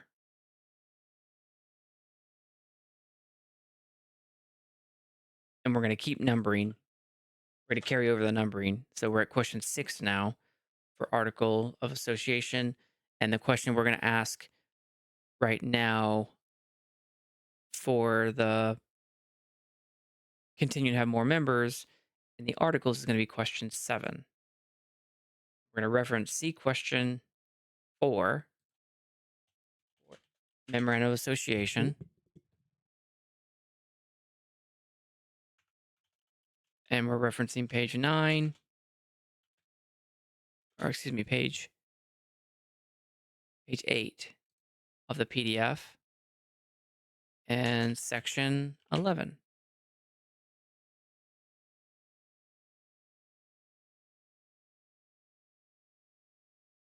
And because I don't want to go back to this, let's just write down what we need to.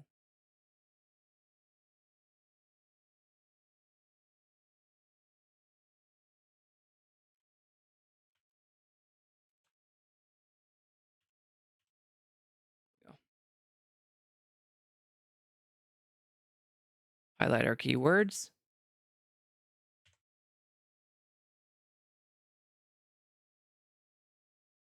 And then we're good.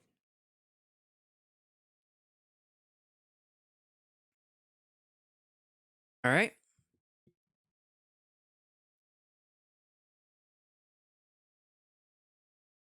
Section 11. The rights and powers of members are not assignable and, except as permitted by these articles or required by law, the rights of members of a member may not be exercised by any other person on behalf of the member. All right. What is this saying? The rights and powers of members, okay, are not assignable, meaning the members can't give their rights to someone else, except as permitted by these articles or required by law. All right. I haven't read anything yet that says they can. The rights or powers of a member may not be exercised by any other person on behalf of the member. Okay, so they're just kind of repeating the first clause there. All right, no questions there. Section 12. The rights and powers of members are free of any duty. Do they mean fiduciary duty? Let's find out. Does free of any duty mean fiduciary duty? That is reference page 9, section 12. Or page 8. Excuse me, page 8.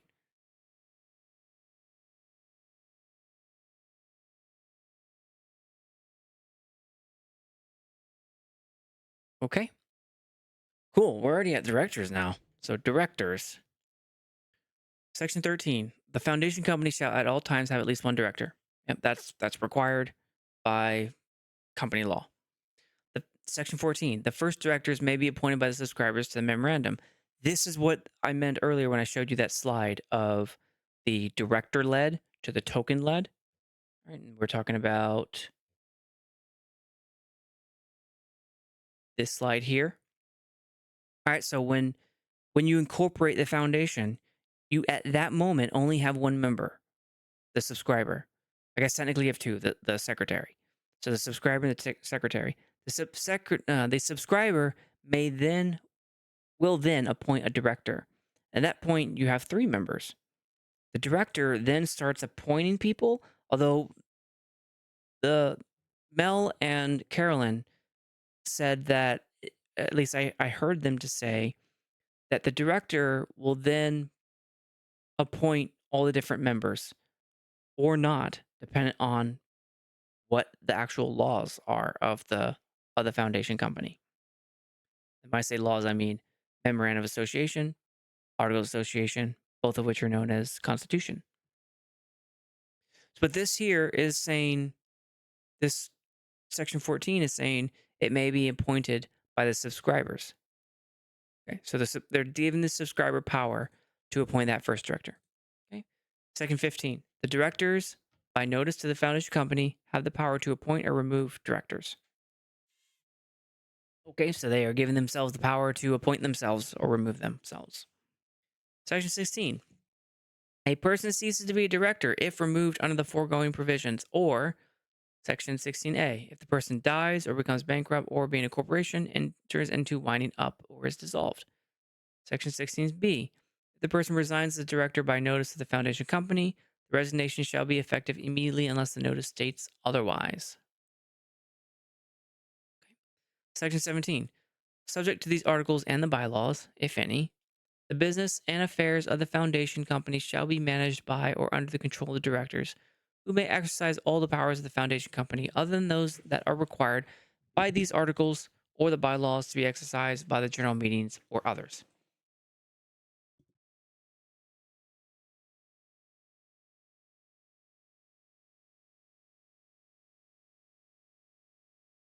This is basically saying the director is the catch-all. If there isn't anything that the bylaws says has to be exercised by a specific person, like a member or supervisor, If there isn't anything in a general meeting that says an activity has to be exercised by a specific person, like a member or supervisor, then by default, the director may exercise all those powers not named for other people. Like for the secretary has to yearly send an assertion to the government that the articles are up to date and haven't been changed. That is something that the director does not have the authority to do. So that's a authority that is exercised outside of the director. All right, Section 18.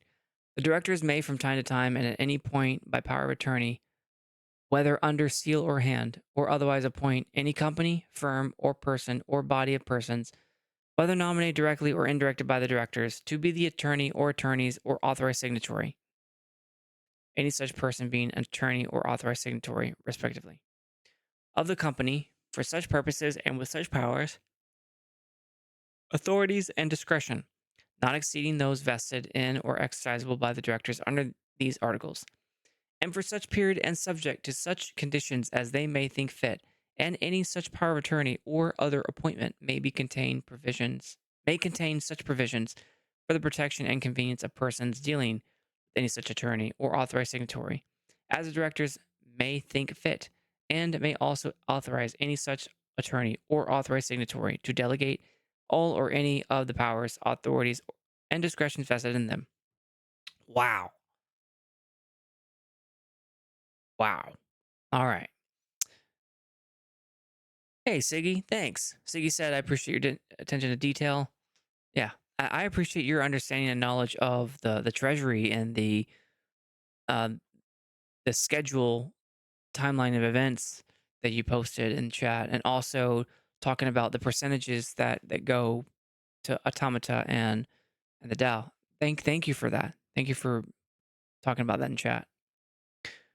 I want to break that down because this is huge, very very big thing, but it's decipherable. We can start putting a weed whacker to it and show you what I think it's trying to say. So let's take all this out, right? And so we're going to use this as an example. Example of interpretation, okay? And we're going to paste this. Holy smokes. That's not what I wanted.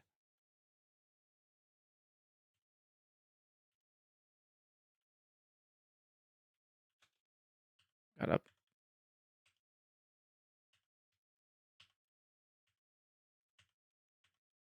Almost there. All right, cool. All right, I'm going to start highlighting. Y'all can't see what I'm doing. All right, let me show you how to interpret this. And this is just my, like I said, not financial legal advice. I'm not a lawyer. All right, I just do contract writing, so I deal a lot with legal terms and stuff. So this is my interpretation as a business person. That's my background is business. When I put on my contracting hat, when I put on my contract manager hat, this is how I would interpret this from a business standpoint. All right. So the directors. You know what I want to do? I want to make this bigger. Let's make it like this. There we go. We're going to make this much bigger so that we can figure this out, okay?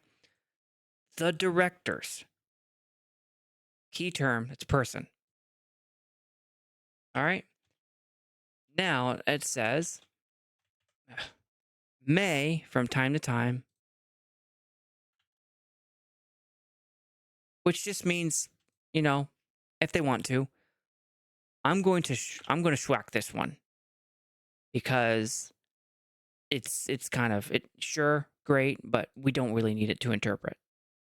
Maybe I should do it like there we go. So example interpretation. This is section 18 of the Articles of Association. Okay, this is, and all of you can follow along right now with me if you really wanted to. It's just page 9 of that PDF.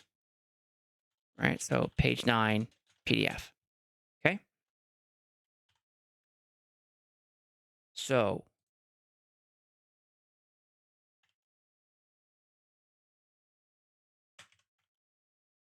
okay. Trying to make it to where we can side by side this really easy. All right, that's good enough for now. Yeah, there we go. That'll work. So the directors may from time to time. So we're going to copy this first part. Okay. Still good. The directors may from time to time. You know what? Here's what I'm going to do instead. I'm going to schwack it live so you can see the before and after from left to right. All right. So left is before.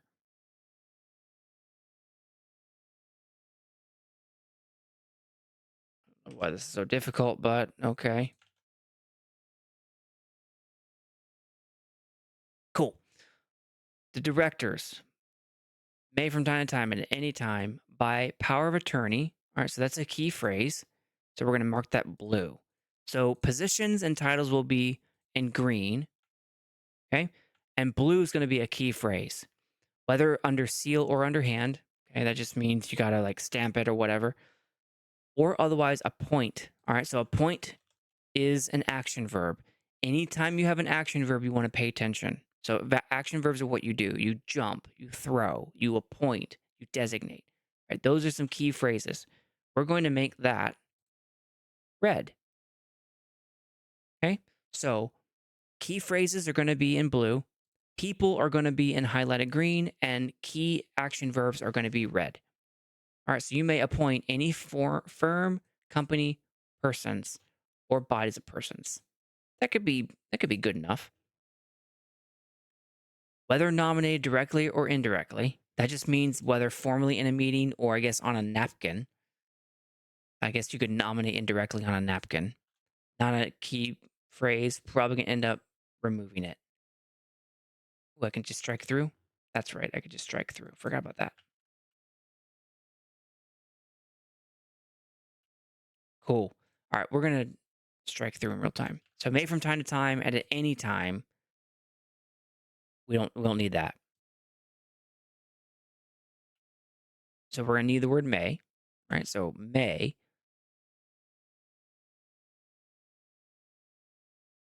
by power of attorney and under whether seal of hand or whatever. Nope, don't need that.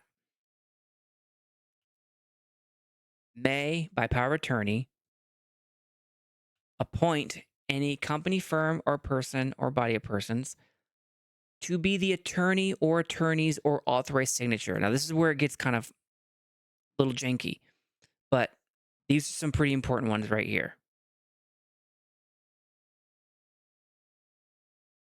All right, so the attorney, probably not that important. Well, okay, I'll take that back. Not what we're looking for here. Authorized signature is what we're looking for here. That authorized signature, remember, if we go back to our memorandum, right, that authorized signature, where is it? Where is it? Yep, here. Authorized signature of Walker's Global. The authorized signature in this case brought the whole foundation company into existence. So that's a pretty important role to have to be an authorized signature. Okay. There are many different types of authorized signatures, right? So Victoria Ashby could also be an authorized signatory, but we see here in our slide that they're not just referencing any authorized signatory. They're authorized the attorneys and authorized signatories that are defined.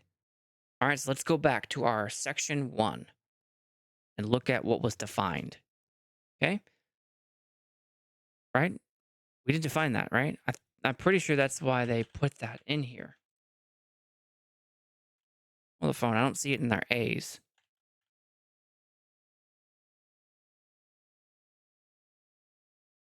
Oh dear, it's only here. Okay.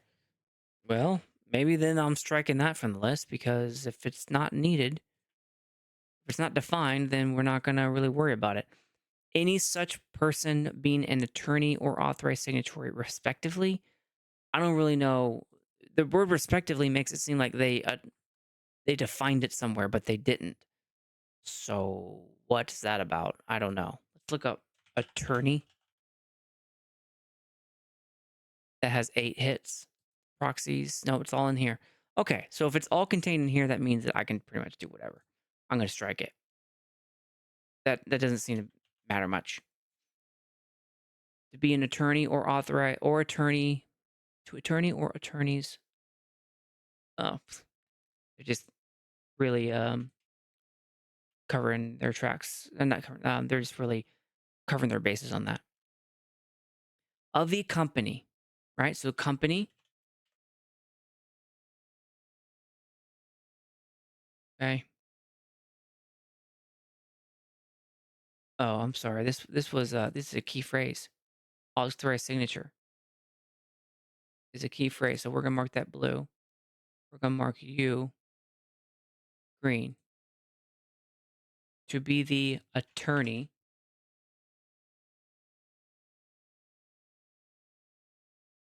And then authorized signature is both. Oh, there we go. We'll put authorized signatory as a person. Authorized authorized signatory as both a person and a key phrase because it seems like they're both. All right, so that's pretty cool. For of the company for such purposes and with such powers, authorities, and discretion, not exceeding those vested in or exercisable by the director under these articles. That's kind of confusing, but it's basically saying you can't do more than what the articles say. So that okay, cool. I'm gonna strike that. Of the company for such purposes and with such powers, authorities, and discretion. And for such a period. Okay, here, such powers, authority, and discretion is a key phrase.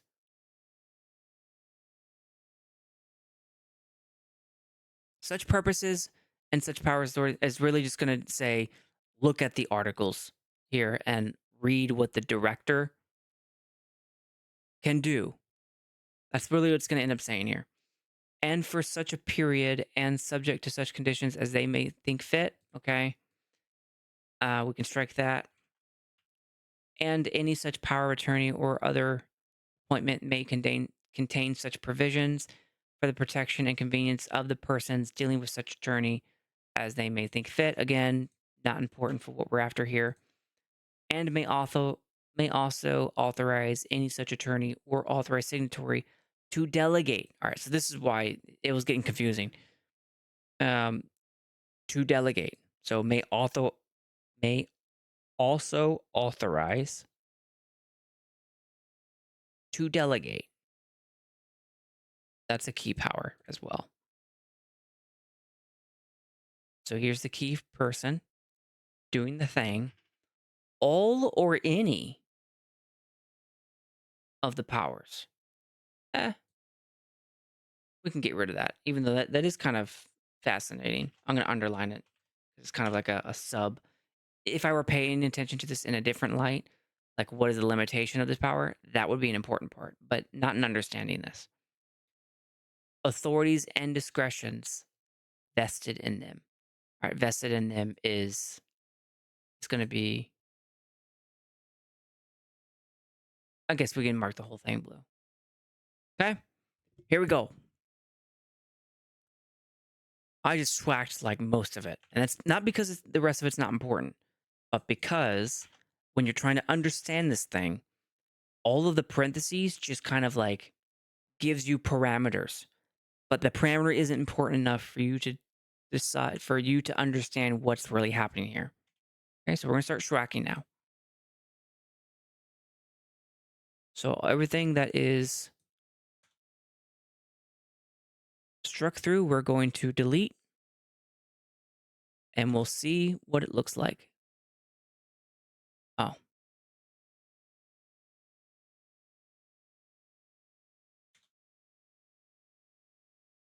And it should still make sense after we're done here. Oh, look at that. Look how big it got now.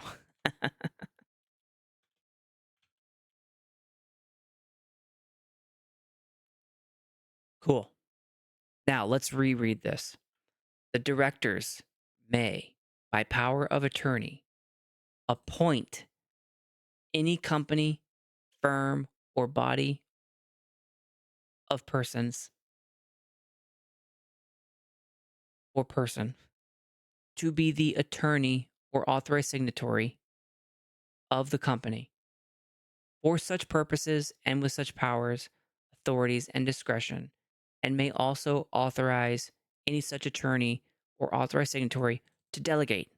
My bad. That is a red word, meaning it is a action verb. To delegate authorities and discretion vested in them. All right, do you see the flow already? We might be able to cut down here in the middle. Such purposes and with such powers, authorities, and discretion. Company.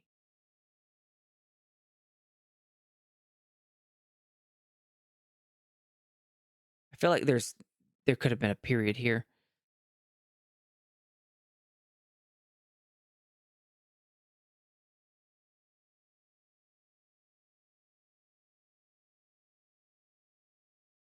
Okay.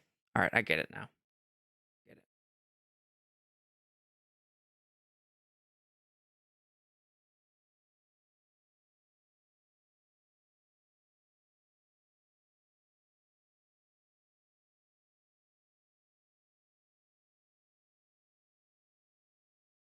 We're gonna mark this one red, and I'm breaking my rule a little bit, but I think it's for a good cause.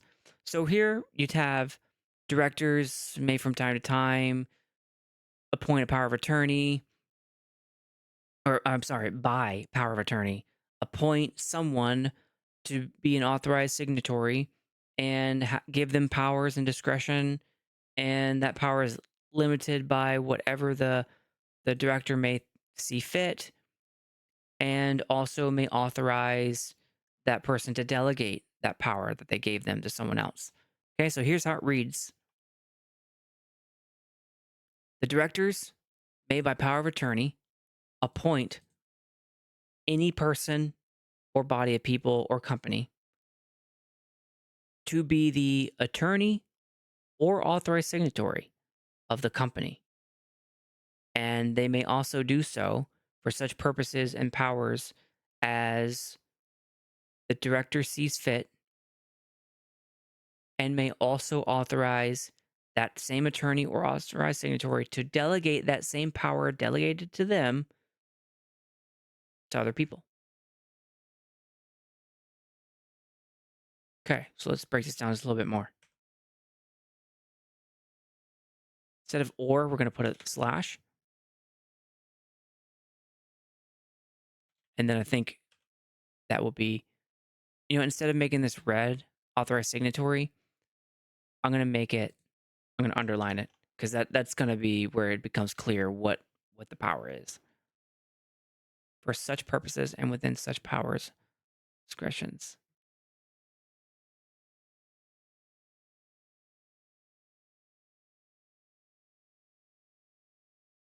I'm going to strike this because they really just use it to talk about the limitation.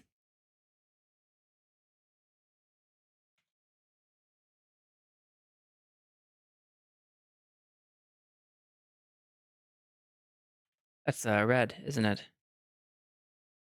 Yes, it is.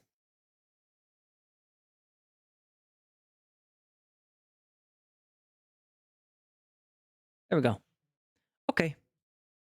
I think we've arrived now. The directors may, by power of attorney, appoint any company, firm, body, person.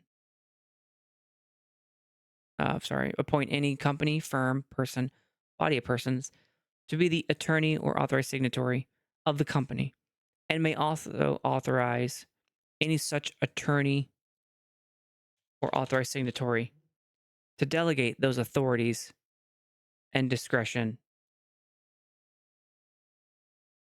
authorities vested in them. See how we just cut that down? So this director, and highlighted green, may, by power of attorney, which is a key phrase, appoint, so they may do that, appointing any basically anybody, to be the attorney or authorized signatory. Now, the only place authorized signatory pops up in this PDF, right? You got to take it by itself, right? Pops open as the person who was the first subscriber and brought the company into existence. So the directors may reappoint a subscriber as an authorized signatory to do things. And in this case, the authorized signatory was a very, very important person to the Star Atlas Foundation. Okay? And may do that of the foundation company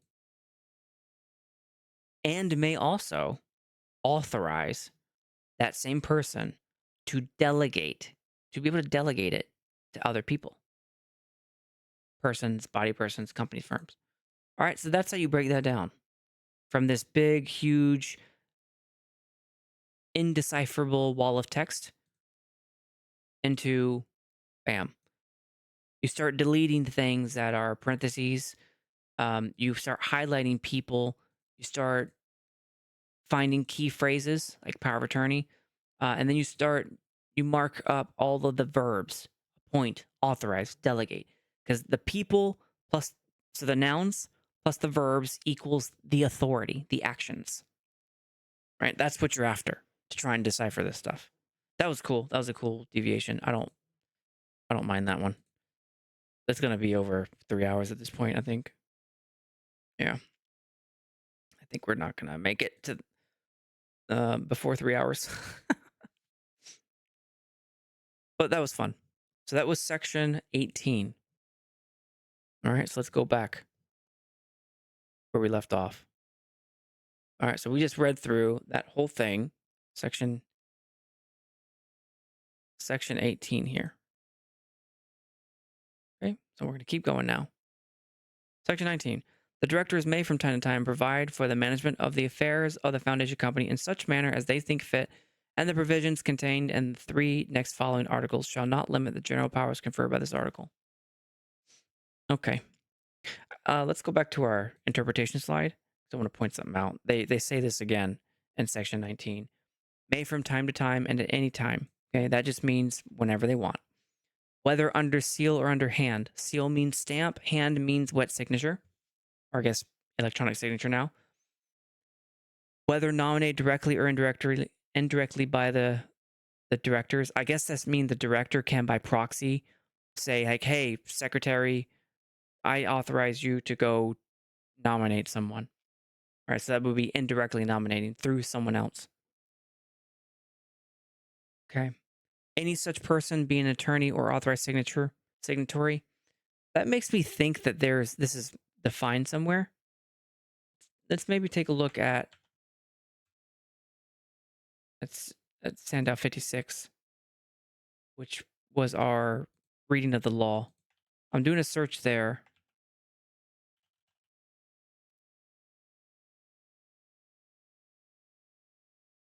I don't see anything about authorization, so I don't think that's the thing in the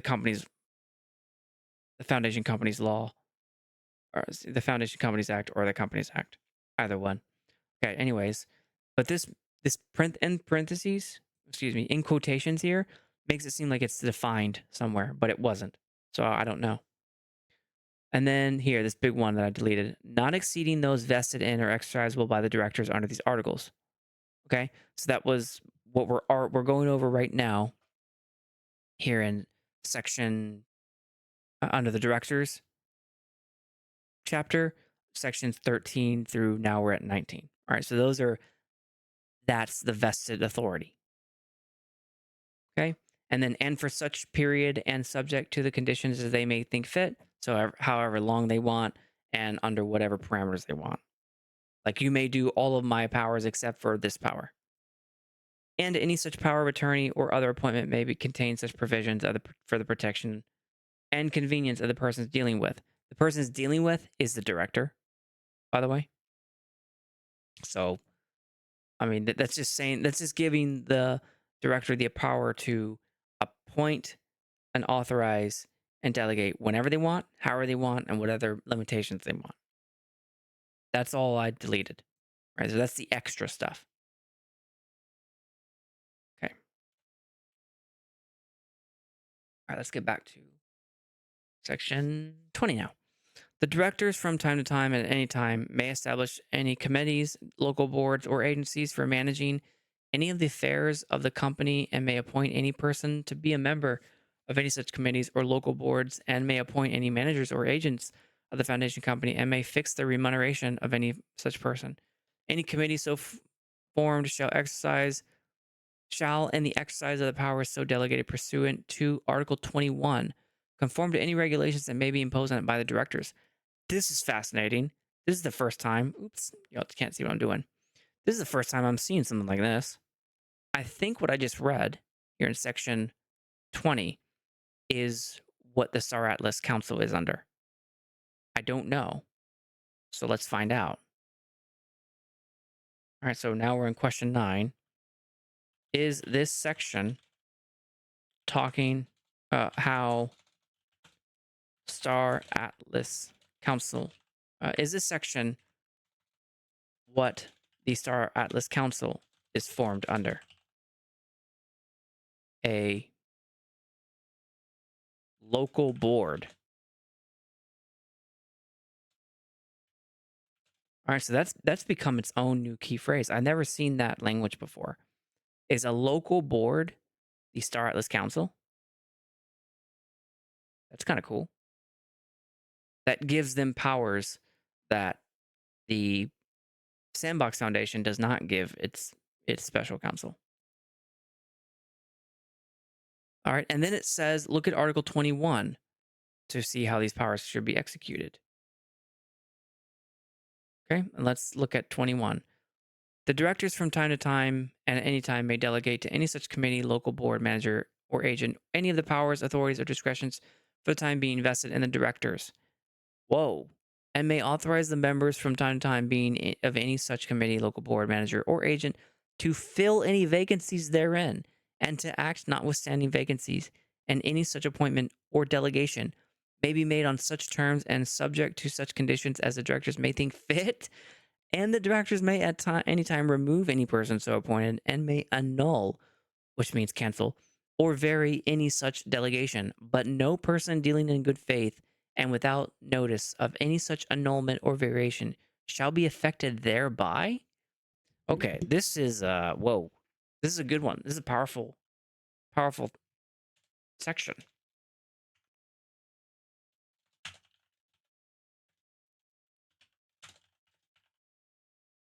Page are we on? We're on page 9. Holy smokes. Okay. Let's slow down on this one. This should have been the one I the interpretation of. In fact, let's do that one in real time. Oops. All right, let's do that. Section 22 or 21, excuse me. We're on page 9 of the Articles of Association. All right, we're going to do this for section 21 because this seems super duper important. Okay, we're going to do the same thing we just did.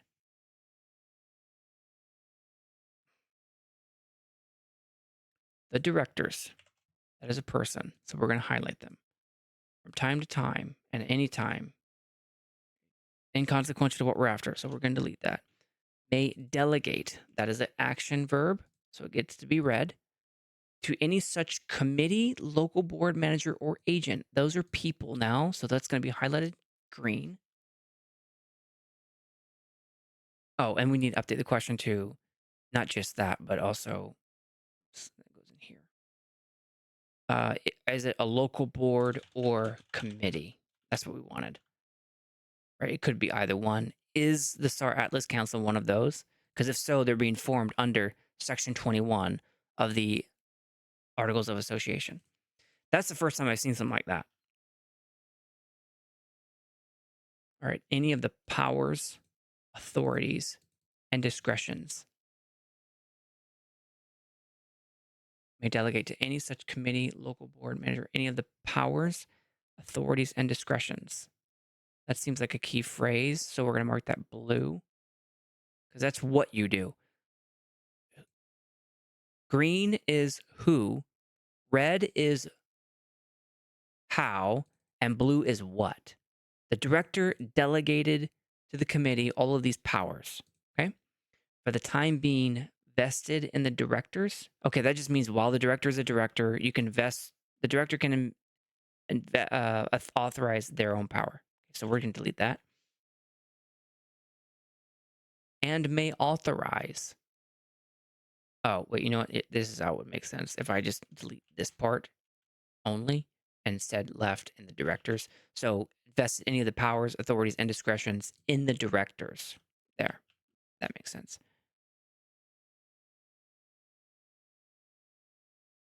This is kind of like a key phrase, actually. So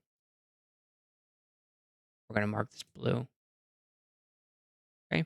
And may authorize the members for the time being any of such committee blah, to fill. Okay. And may authorize. And all of this is just a repeat. So we're going to schwack it. Authorize is a action verb. It gets to be read. To fill any vacancies. That is a key phrase. It gets to be blue. Therein, and to act notwithstanding vacancies. And to act. Vacancies? I don't know what that means. To fill any vacancies and to act vacancies. Notwithstanding, oh, wait a minute. We're not done yet. And to act. That needs to be a comma. Notwithstanding vacancies and any such appointment or delegation. And to act. I think the comma goes there. I think that's what.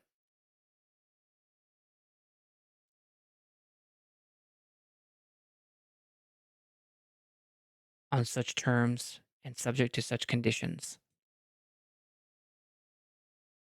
as the directors may think fit.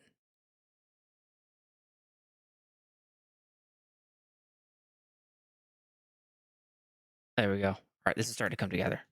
All right, so here. And to act. Okay.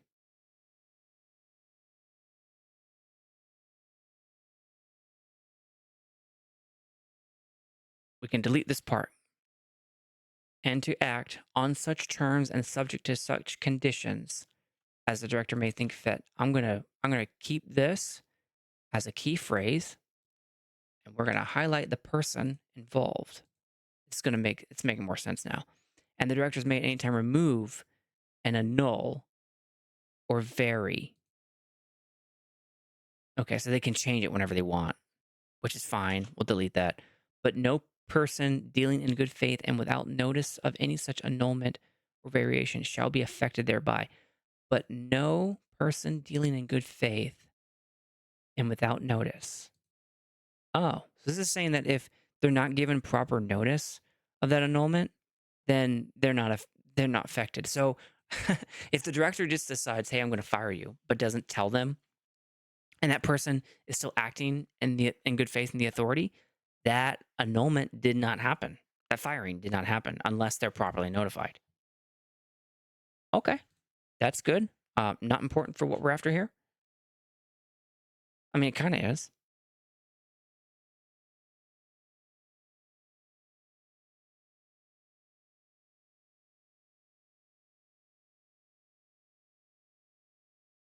I mean, it's there, so why not? It's kind of like an aside. There.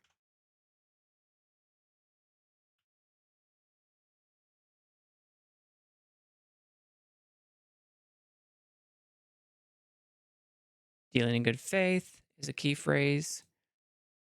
Shall be affected is a key phrase. There we go. Okay. So let's bring that one over to our right-hand side. Schwack away the stuff.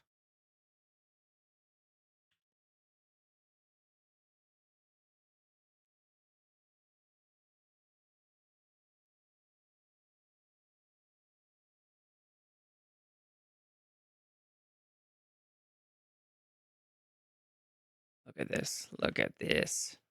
Cool. That is cool. The directors may delegate to any such committee, local board, manager, or agent. All right, let's do our little...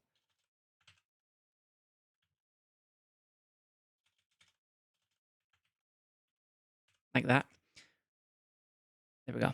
The directors may delegate to any such committee, local board, manager, agent, any of the powers, authorities, and discretions in the directors, and may authorize to fill any vacancies therein and to act on such terms and subject to such conditions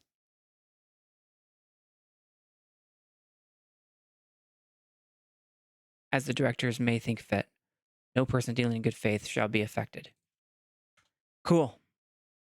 Cool. Well, that makes sense. So the director can delegate to anybody, and they may authorize them to that same person to fill vacancies. So they could have that director hire members, officers, or whatever. That's pretty cool. All right. Section 22. The directors may from time to time appoint any person, whether or not a director, to hold such office in the company as the directors may think necessary for the administration of the company, including but not limited to the office of the president, one or more vice presidents, treasurer, assistant treasurer, manager, or controller for such term and at such remuneration. Remuneration means salary or compensation, whether by way of salary or commission or participation in profits or partly in one way and partly in another. Okay. Which means could go either way or both. And with such powers and duties as the directors may think fit, any person so appointed by directors may be removed by the directors. The directors may appoint one or more of their member to the office of managing director upon like terms, but any such appointment shall ipso facto, which means if then therefore, kind of like terminate if any managing director ceases from any cause to be a director, or if the directors resolve that their tenure of office shall be terminated. This kind of has like a Lord of the Rings, one ring to rule them all vibe. The director who appoints other directors may revoke and remove those directors. So, but it doesn't seem like those directors been appointed can remove the original director. So it's kind of like the Ring of Sauron sort of thing. Section 23. Any such delegates as aforesaid may be authorized by the directors to subdelegate all or any of the powers, authorities, and discretion for the time being vested in them. Subdelegate is an interesting word. It only appears once. Let's take out the tack there, the dash. Nope, just there. Subdelegate.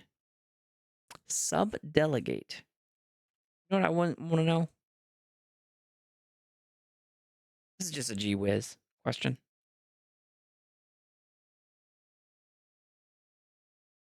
Why does subdelegate delegate only appear once? Aren't we sub-delegating in section 23 and all other may at any time appoint statements? That's just a gee whiz. It's not super important. It's just interesting to me how they choose some statements here, some words there, and not words everywhere else. I want to know about that. This is page 9, section 22.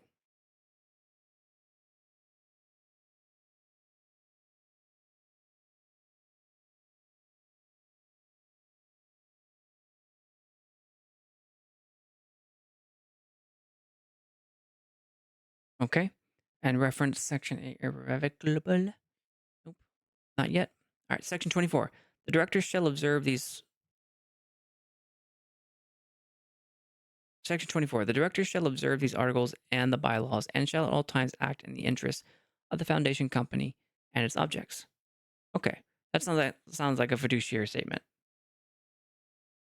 Did we already have the fiduciary question? Yeah. So then we're going to say MOA, the Articles of Association, reference section 25 or 24. Page 10.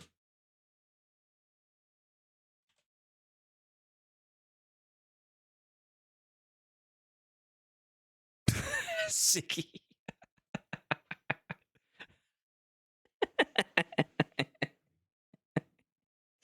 Would be more fun if this document replaced director with Sauron and just made this known in the definitions. See, that was good. That was really good. I like that. Siggy, I like you.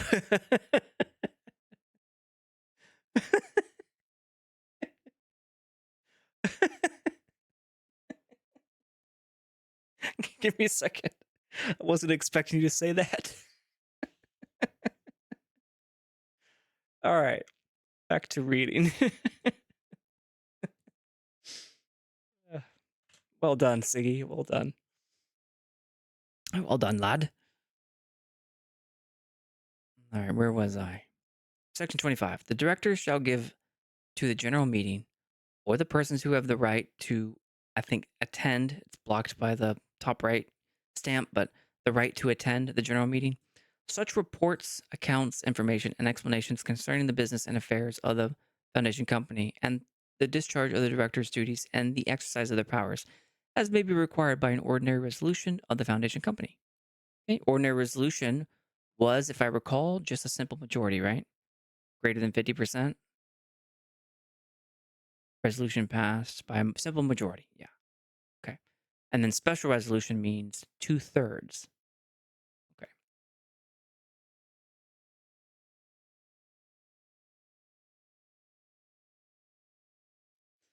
Section 26. The duties of the directors are owed to the foundation company only. Section 27. Directors' remuneration, which means salary, compensation, shall be at such rates and on such terms as may be agreed by directors' resolutions. Section 28. A director who is in any way, whether directly or indirectly, interested in a contract or proposed contract with the foundation company shall declare the nature of his interest at the meetings of the directors. Awesome. A general notice given to the directors by any director to the effect that he is to be regarded as interested in any contract or other arrangement which may thereafter be made with that company or firm shall be deemed a sufficient declaration of interest in regard to any contract so made. A director may vote in respect of any contract or proposed contract or arrangement notwithstanding that he may be interested therein, and if he does so, his vote shall be counted, and he may be counted in the quorum at any meeting of the directors at which any such contract or proposed contract or arrangement shall come before the meeting for consideration. Holy shit. That is awesome. That is one of the deepest cutting conflict of interest statements. Cool. I like that. This is a good disclosure. So this is requiring the director, if they have a conflict of interest or if they have a not fiduciary, like a financial interest, must and is required to make that known at a general meeting. So disclosure. So when I made disclosures earlier on this slide over here, where's that slide? Where I made a disclosure here that I was running for election number 2, that sentence that we just read basically said the director must disclose things. That's cool. I like that. I like that a lot.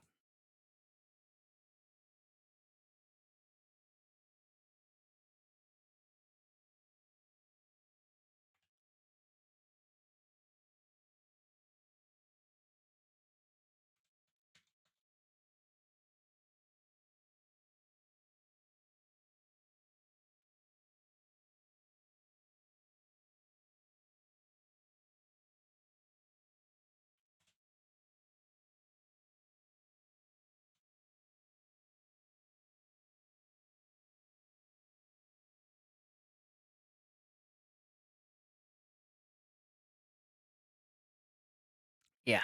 Let's look at this middle part. A director may vote in respect of any contract or proposed contract, notwithstanding that he may be interested therein. And if he does so, his vote should be counted. Or a general notice given to directors to the effect that he is to be regarded as interested in any contract which may thereafter be made with the company or firm shall be deemed a sufficient declaration of interest. Okay, so once they disclose, then they can continue about their business. So even though there is a conflict of interest there, they're still allowed to do, vote, be the thing that they want to do. Okay.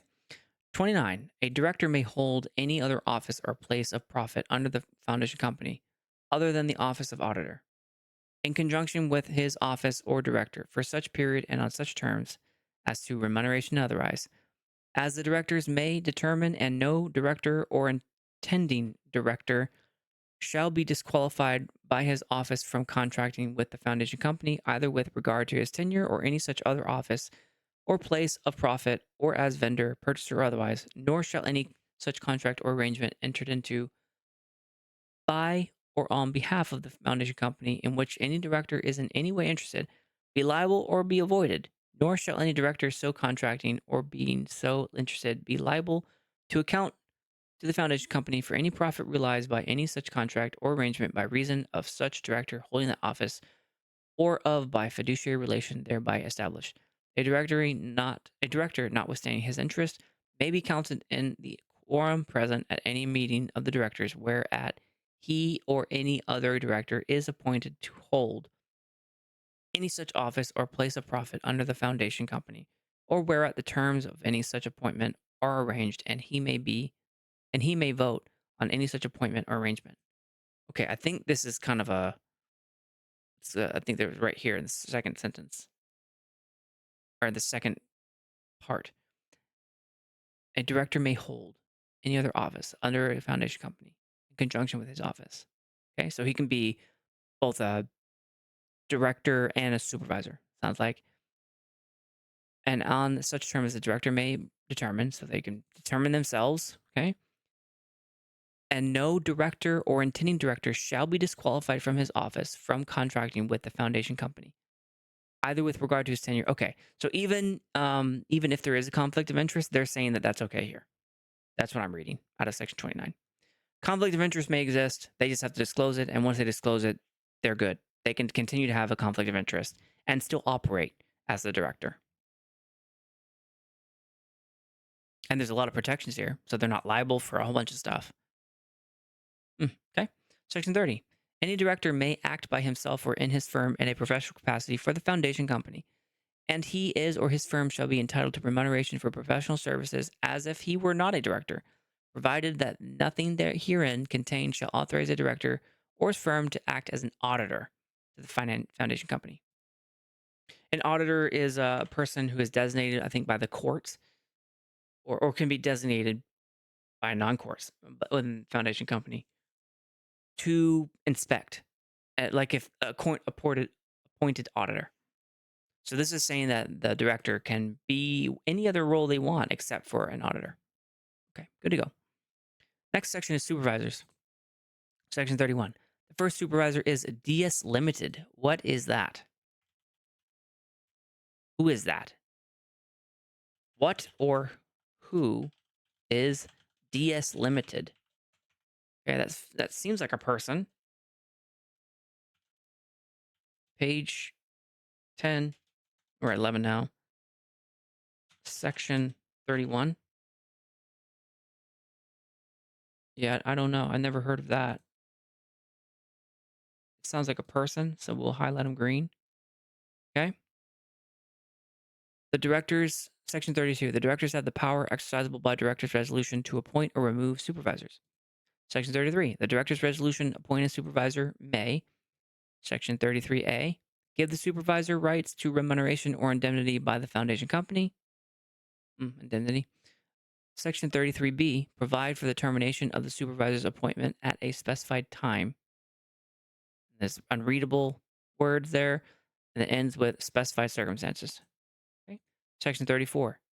A person ceases to be a supervisor when, Section 34A, if the person dies or becomes bankrupt or, being a corporation, enters into winding up or is dissolved. Section 34B, if the person resigns as a supervisor by notice to his foundation company, the resignation shall effective immediately unless the notice states otherwise. Section 34C, if the person becomes a director or acquires any interest or duty that conflicts with any duty of the person as a supervisor unless authorized by the directors or by a special resolution of the foundation company. Section 34D, as provided in the person's term of appointment as a supervisor. Or Section 34E, if removed in accordance with these articles. Looking at the chat. Siggy, are you talking about indemnity?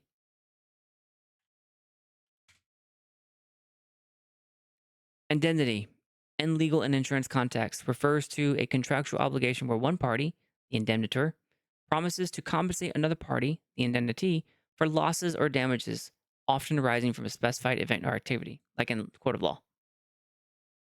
The word I could not read. Let's go back.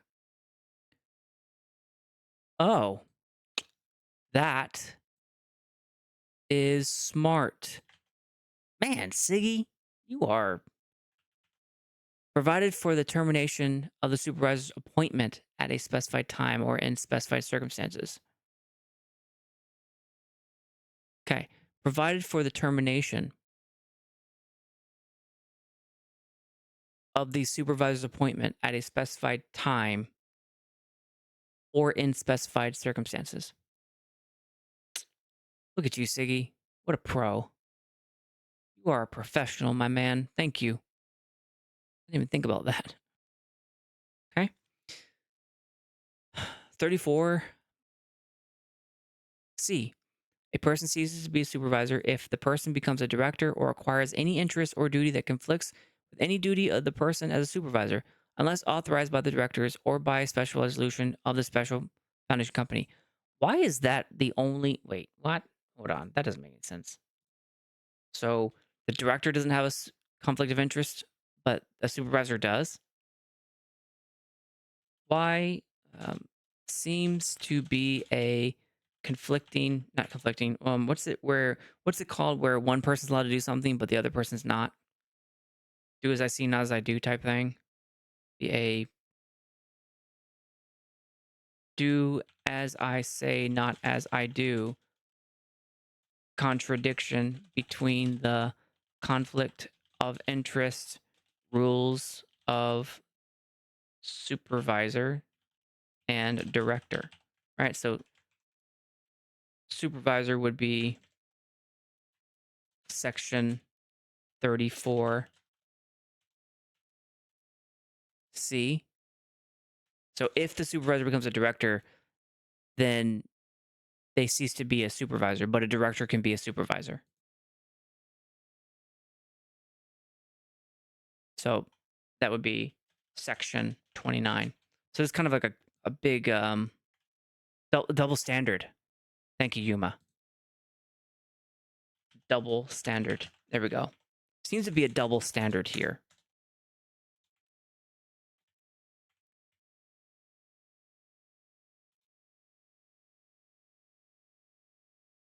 And director.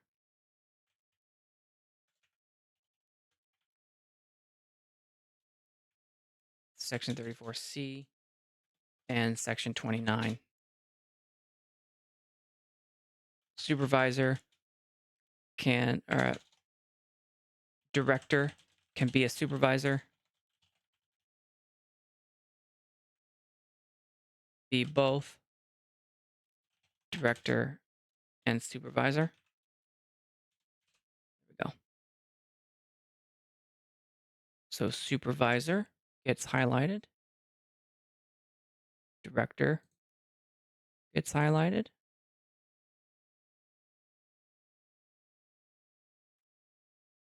So, ugh.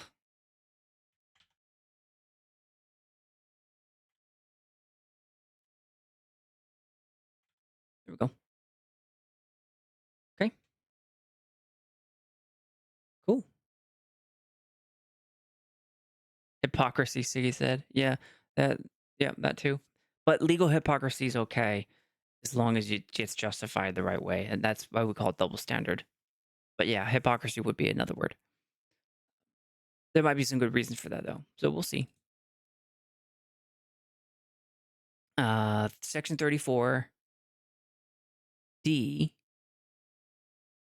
person ceases to be a supervisor as provided in the person's terms of appointment as a supervisor. Or 34E if removed in accordance with these articles. Okay. Section 35. For such a time as the foundation company has no members, the foundation company is required to have at least one supervisor. That's required by law. If this requirement is not met, the directors shall appoint one or more supervisors on such terms as it think fits to make up the shortfall, failing which the directors shall apply to the court under Section 19.2 of the Foundation Companies Act. That was like if they need help, then they would go to Section 19. Looks like I skipped 19. Oh, Foundation Company Act, not the Companies Act. And Section 19 is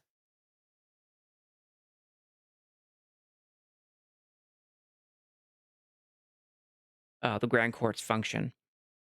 Yeah, so that just talks about how the court plays a role in resolving disputes. So 19.2 or Section 19.2 of Foundation Company Act talks about resolving disputes. Okay, Section 36. A supervisor, Section 36A, has the right to receive notice of and attend and vote at general meetings, and 36B shall observe these articles and the bylaws. All right, the first one is required, so they have to be given notice of and attend. Okay, Section 37. The directors, in their sole and absolute discretion, may provide a supervisor with copies or access to the reports, accounts, information, and explanations concerning the foundation company's business and affairs as they see fit. The supervisor otherwise has no right to request to receive any such reports, accounts, information, and/or explanations. That conflicts. I think that conflicts with what the law says. All right, and we got to cite our source on this one. So, does Section 37 does supervisors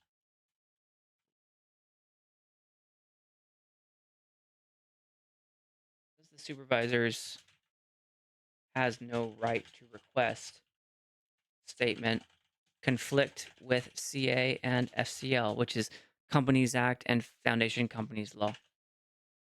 And we are referencing, we're on page 11, section 37. Okay, so let's pull this one apart. So CA is the Companies Act. Can't remember. I'll have to find out here in a second which one it is. All right, FCL is the foundation company law. Supervisor, they're saying the supervisor can be limited in what they can access. I don't remember that being this what the rule is. I remember the rule being very different. That the supervisor must have access. They're the only ones that cannot be shut out. But let's take a look. Maybe I read that wrong. All right, so what I'm going to do is I'm going to show you all. Do I still have it? Yes, there it is. Section 50. So we're at 71. Let's look for supervisor. Supervisor means a person other than a member under the foundation who has an unconditional right to attend and vote at general meetings, whether or not the person has supervisory powers or duties. Yeah. So right there, the definitions of the articles. And then so we're going to reference FCL, page 5, and we're in section 2. Supervisor definition. So the definition of the supervisor is already talking about how they have the unconditional right. Right, so there are no conditions. Let's keep going because I think it gets even more.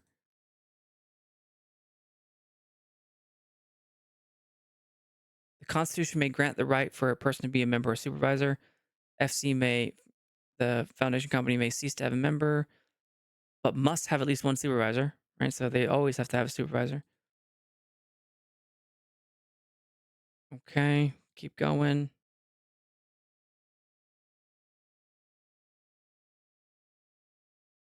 And there we go. All right, we're at the TLDR. All right, so we got what we needed out of that. I think there's a contradiction going on there, but don't know. I have to ask. Section 38. The powers granted to the supervisor under these articles may only be exercised in the interests of the foundation company as objects. Okay. Section 38 or 39.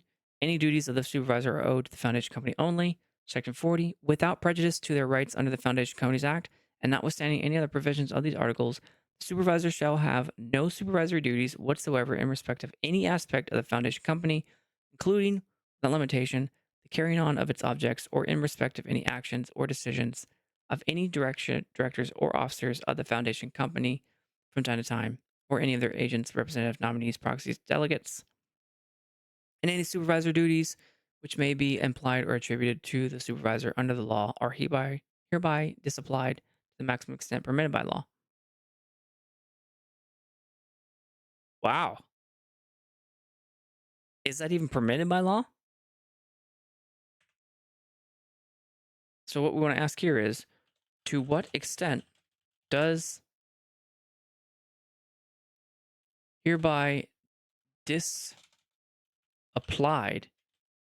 to the maximum extent permitted by law,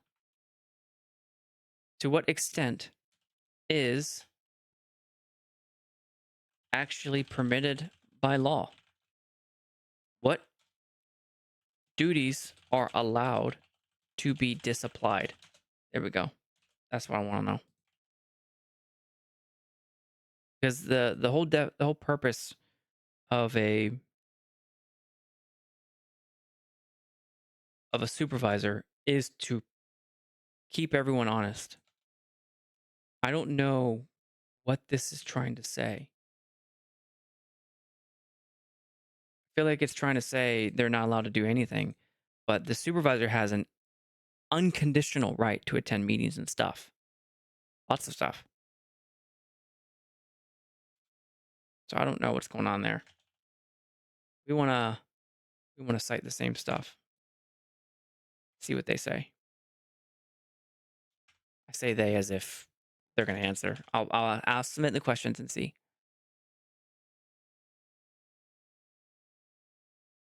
Okay. Beneficiaries. Here we go. Section 41. The foundation company shall not have any person designated as beneficiaries. Uh-oh. I want to know why. Because beneficiaries can be a pretty, to me, seems like a pretty important role. Why was this chosen? Why does the A say no?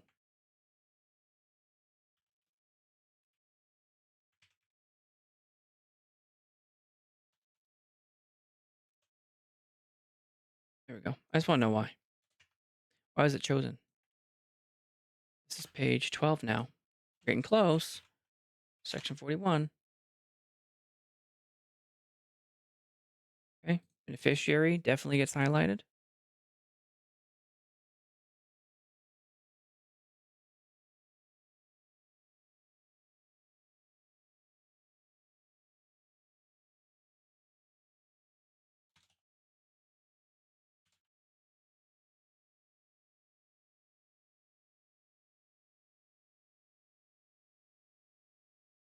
Okay.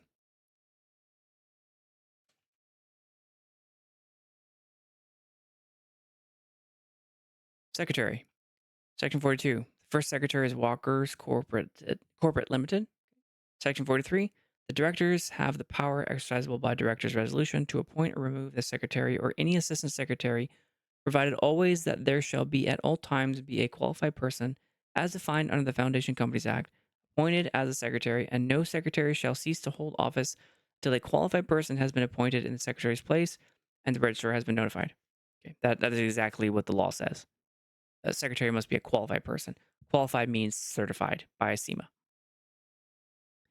Section 44. The remuneration of the secretary shall be at such rate and on such terms as agreed in writing by the directors. Section 45.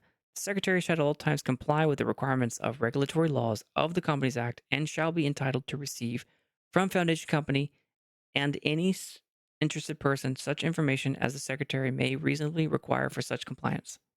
Okay? Section 46. Section 16 of the Foundation Companies Act shall be observed. Okay, what was that again?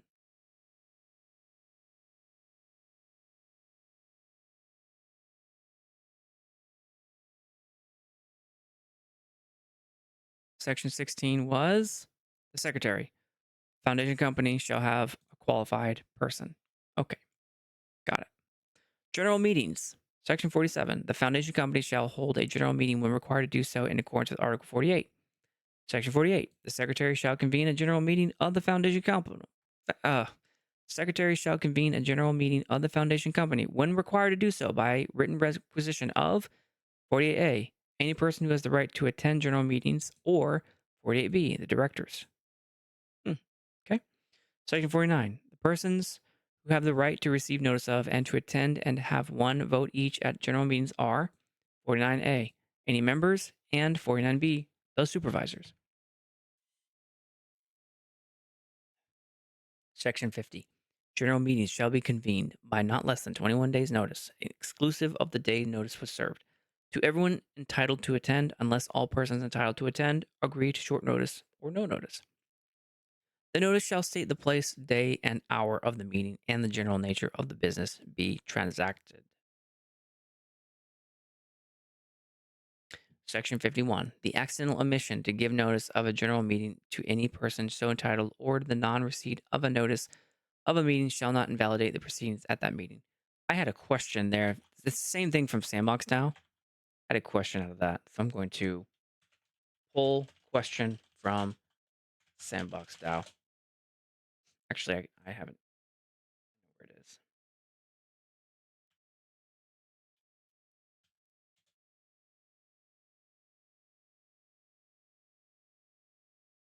All right.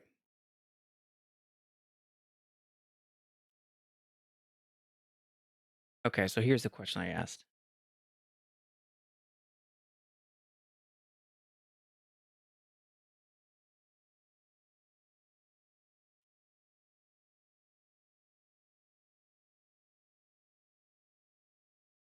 Why does the accidental omission not invalidate the proceedings? There are two loopholes that I had from Sandbox that still apply here in this case. Loophole one is the meeting notice was forgotten about. Supervisor was not notified of that meeting when where a supervisor was voted out. Loophole two, a special resolution vote is held, but the founder was accidentally omitted because it says of any person here. So if not the founder, I'm sorry, the director. If the director was accidentally omitted and the director was voted out, or a special resolution vote was carried out, isn't that a loophole? Someone can just kind of shoehorn something in?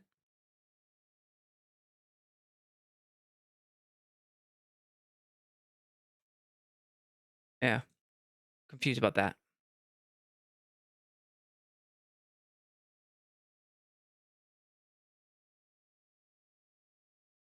So there you go.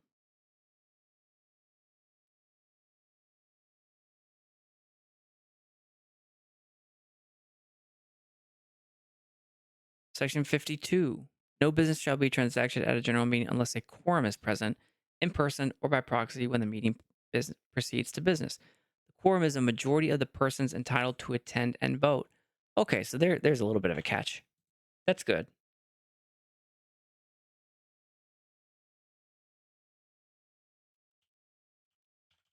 Quorum requirement in section 52.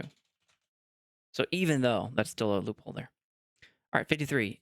At any general meeting of the foundation company, unless the foundation company's act or those articles otherwise provide, every motion proposed shall be decided by ordinary resolution of those present in person or by proxy entitled to vote. Section 54. A resolution in writing shall be a resolution in writing signed by all persons for the time being entitled to vote at general meetings shall be as valid and effective as if the same had been passed at a general meeting of the foundation company duly convened and held. Section 55. A general meeting may be held, and any person may participate in a meeting by means of a conference, telephone, or similar communications equipment, by means of which all persons participating in the meeting are capable of hearing each other, and such participation shall be deemed to constitute presence in person at the meeting. Okay. That just means they can, have it in a Zoom call or a Google Meet. Proxies chapter. Section 56. Any person entitled to attend and vote at a general meeting of the foundation company may, by written instrument underhand, or if the appointer is a corporation, either under the corporation seal or under the hand of an officer or duly appointed or attorney duly authorized, appoint a proxy to represent at the grand meeting of the foundation company. Section 57. The instrument appointing a proxy. Section 57. The instrument appointing a proxy may be in any usual or common form or as otherwise acceptable to the chairman of the meeting for which the instrument is first presented. Okay. Directors meeting. Section 58. The directors may meet together, either within or outside the Cayman Islands, for the dispatch of business, adjourn, or otherwise regulate their meeting and proceedings as they think fit. Questions arising at any meeting shall be decided by a majority of votes. In case of an equality of votes, the chair shall have a second or casting vote. A director may, and a secretary or assistant secretary on the requisition of a director shall, at any time, summon a meeting of the directors. Okay. There's that indirect thing. And a secretary or assistant secretary on the requisition of a director. That was that a director may formally or informally when we were talking about that earlier. Section 59. A director may participate in any meeting of the directors or of any committee appointed by the directors of which such director is a member by means of telephone or similar communication equipment by way of which all persons participating in such meeting can communicate with each other, and such participation shall be deemed to constitute presence in person at the meeting. Section 60. Quorum necessary for the transaction of the business of the directors may be fixed by the directors, and unless so fixed, if there be two or more directors, the quorum shall be two. And if there be one director, the quorum shall be one. The director represented by an alternate director at any meeting shall be deemed to be present for the purposes of determining whether or not a quorum is present. Section 61. I mean, that's actually kind of cool. So it just established quorum.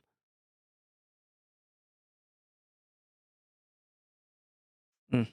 Section 61. A resolution in writing signed by all the directors for the time being shall be as valid and effectual as if it had been passed at a meeting of the directors duly convened. When signed, a resolution may consist of several documents, each signed by one or more of the directors or their duly appointed alternate. Give me 1 second. I will be back in 60 seconds.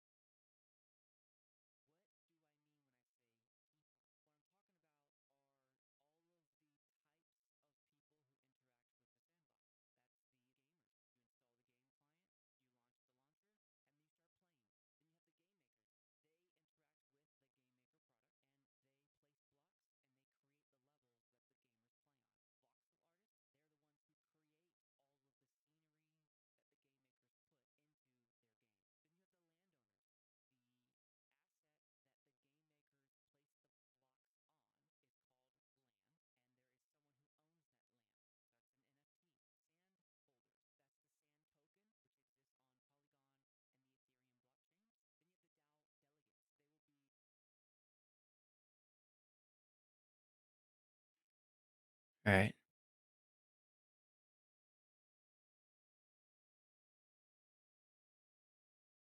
Section 61. A resolution in writing signed by all the directors for the time being shall be as valid and effectual as if it had been passed at a meeting of the directors duly convened.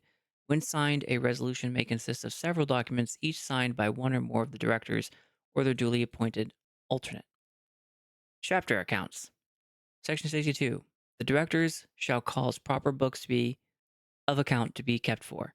Section 62A. All funds received, expended, or distributed by the foundation company and the matters in respect of which the receipt or expenditure takes place. And Section 62B. The assets and liabilities of the foundation company.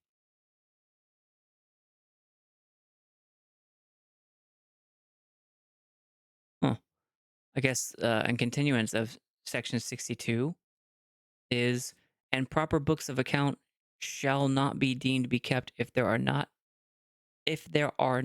kept such books as are necessary to keep a true and fair view of the state of. The thing is blocking it again, so I have to copy paste it all.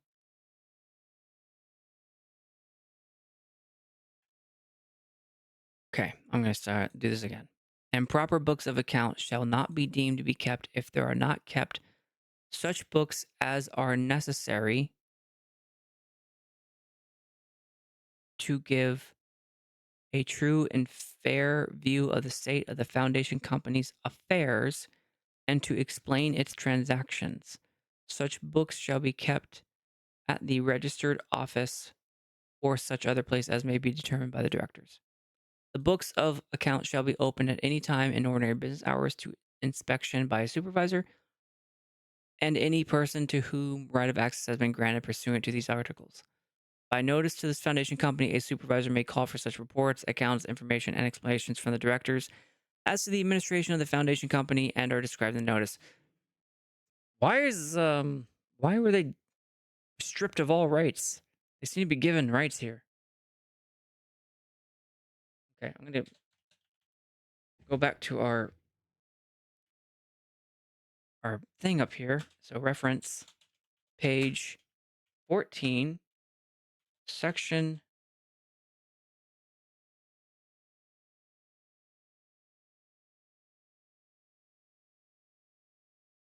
63.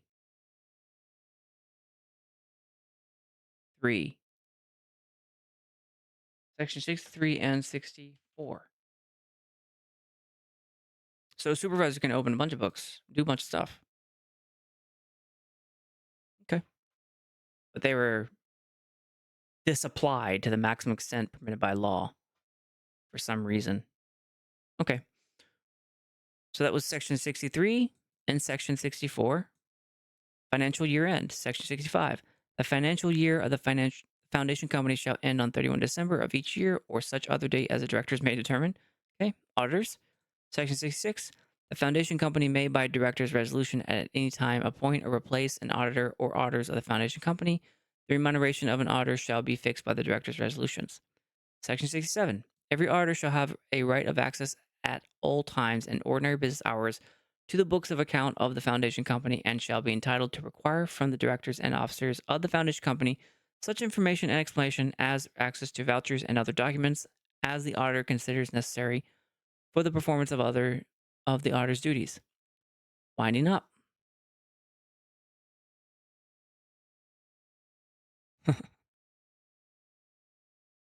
Siggy asks, does this mean that the foundation company would have been paid for the 2024 service by the end of December 31, 24, if that is the year end? Yeah, Siggy. I think that is what it means. They could be paid in 2025.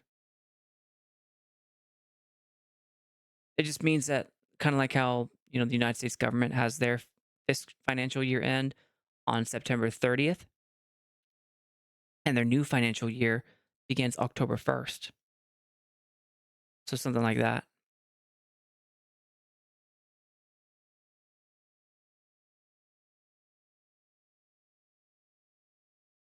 Thanks, Siggy. I appreciate that.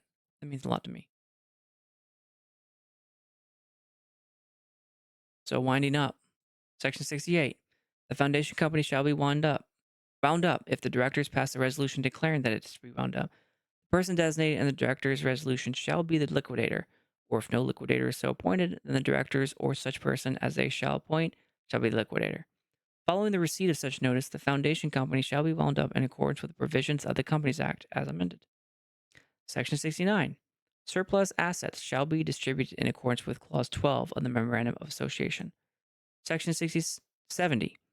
Section 70. Members and supervisors, as such, have no power or authority to wind up the foundation company or petition the court to wind up the foundation company, except in the case of 71, 70, Section 1, subsection 1, 70, Roman numeral 1, insolvency.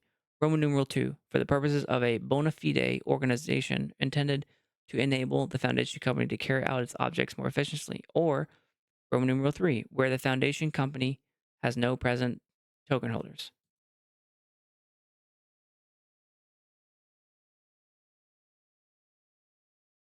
Okay, that's an interesting power. I'm not sure that this articles has the power to restrict the supervisor from petitioning the court.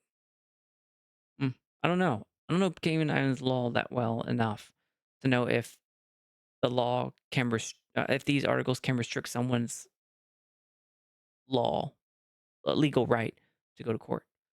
I don't know. Indemnity, Section 71. The director, supervisor, secretary, and other officers of the foundation company shall not be liable for and shall be indemnified out of the assets of the foundation company from and against all actions, proceedings, costs, charges, losses, damages, and expenses which they or any of them would otherwise be liable for or shall or may incur or sustain by reason of any act done or omitted in or by the execution of their duties in their respective offices, except such as any they shall occur or sustain by or through their dishonesty, willful default, or fraud. Okay, so people of the foundation company shall not be liable for and shall be indemnified out of the assets unless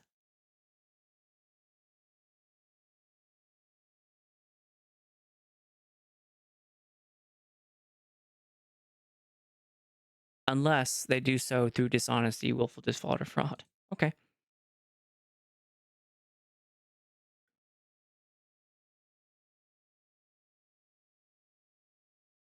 Bylaws. Section 72. The directors, by director's resolution, may adopt bylaws that are not inconsistent with the acts or the memorandum and articles of association. FYI, bylaws are optional and no one outside of the foundation company is required to adhere to them. FYI. Or consider them when doing business with the foundation company. Section 73. Bylaws may relate to any aspect of the business or affairs of the foundation company, or any of the duties or powers of the directors or their delegates, or others who have duties or powers under these articles, including the manner of achieving the foundation company's objects, the investment, management, and protection of the foundation company's assets, the remuneration of directors and their delegates, the delegation of the director's duties and powers, the supervisor of the management of the foundation company, and the appointment of advisors and other service providers. Section 74. The bylaws may be varied or revoked by director's resolution or by special resolution of the foundation company. Section 75. The adoption of variation of bylaws shall not render any director or other person liable for prior conduct. Okay, so it's not retroactive. Section 76. No third party dealing in good faith with the foundation company, need be concerned with the bylaws or their observance. Yeah, that's just copied straight out of the law. Alterations of Articles, Chapter. Section 77. Subject to provisions of the Memorandum and Articles of Association restricting alterations, these articles may be altered by the directors by director's resolution, provided that these articles may not, at any time, be amended to remove any rights or powers conferred upon the token holders. Nice. Nice. Oh, man, you know what I just realized? I've been talking this whole time and you all didn't get to see this. Shoot. Okay. Section 78. The Memorandum of Association and or the Articles of Association shall not be amended so as to modify the rights, powers, or duties of the supervisor without the prior written consent of the supervisor. Hmm. This is very confusing. You disapply to the maximum extent the supervisor, but give them all of these rules, all of these rights. A lot of rights given to the supervisor. I don't get that part. All right, let's go back up. I don't remember where I left off. You all could see me. So indemnity, here's section 71. It's part of 71. Here's the rest of 71. Here's section 72 under bylaws chapter. Here's section 73 under bylaws chapter. Here's section 74, 75, 76. If you're watching this over, just pause it or open it. Show you where the link is. Section 77, section 78, which we just went over. Okay, and here's the subscriber. On September 8th, 2022, subscriber was an authorized signatory of Walkers Limited. And here is the secretary, the qualified person. And that's it. I say that's it. 3-4 hours into this, that's it. I was expecting this to only be 2 hours max. But whoops. Joke's on me. Okay.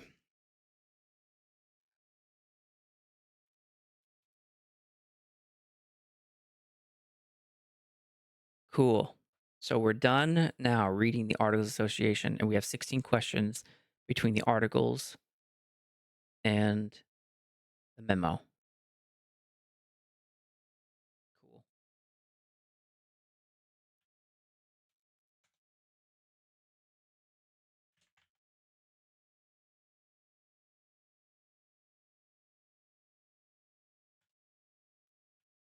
I'm not going to mess with that. Okay. All right, let's get to the next part. So now that we're done the Articles of Association, we can now move to one of the last things we're going to go over, which is the entity search. The entity search is something you can do yourself and follow along with me. It's pretty much verifying the documents are properly registered and looking up regulated entities. All the stuff that we just read from all the people, which were highlighted in green here. All these greens, you can search them within the Grand Cayman Islands. Okay, so I'm going to show you how to do that. And something I noted in the foundation staff is that I only found this in the DAO chat messages, but Glenn Kennedy is the director. Okay, and he is president of Leeward Management Limited. So that's Leeward Management Limited. So if you click Leeward Management Limited, you'll see it's a company. Okay, and they provide financial services and other stuff. The website. You go to the website, see nice stuff, governance, corporate compliance. So they provide governance services, corporate services, compliance services, digital asset services. Okay. And then in the articles, you can tell that, Walker's Global Limited is the authorized signatory, the subscriber. Okay, so these are some key entities that we're going to end up searching. All right. So where you go to do this is you go to the General Registry of the Grand Cayman Islands, and this is the link here, and you can start searching different things. Star Atlas Foundation, Walker's Corporate Limited, WNL Limited, Leeward Management, all of these key phrases we just saw. And you go to Online Tools, and you click Company Search. Okay, so it looks like this. So here's the website we were just on, and you want to go to Company Search right here in the middle, Company Search. You click that, and then you can create an account.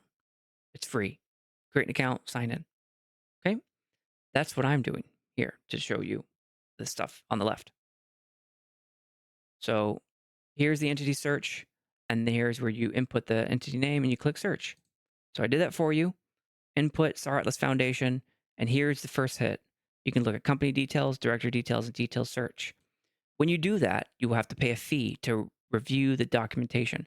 But at the very least, you can tell that they are an entity within the Grand Cayman Islands registry. right? You just have to pay some money to see the documents. And it's the same thing for everybody else. Okay? If you're my ApeCoin DAO people, still the same thing. You know, your bridge stream. So you search Ape Foundation, bridge stream, or web slinger, and then you can see all of the, the active statuses of who's running your DAO. And for the Sandbox DAO, we did this on episode 60. So you all just look at episode 60 and your searches are there. Okay. So for the document search, same thing. We're going to now use that authorization code in the top right of the memos and articles. You can see that filed as number right there, 393,854 on September 2022. And then the bottom right, you'll see the authorization code. And it gives you the website to go to look it up. So if you go there, this website, right? So you'll see this, but I already did all that for you. All right, so this is what you'll see. Down here at the bottom, you want to look at the authorization code, fill that in, the entity file number, fill that in, which is what I just did. So you see it there, file all that in, click here to validate a certificate, and then it will tell you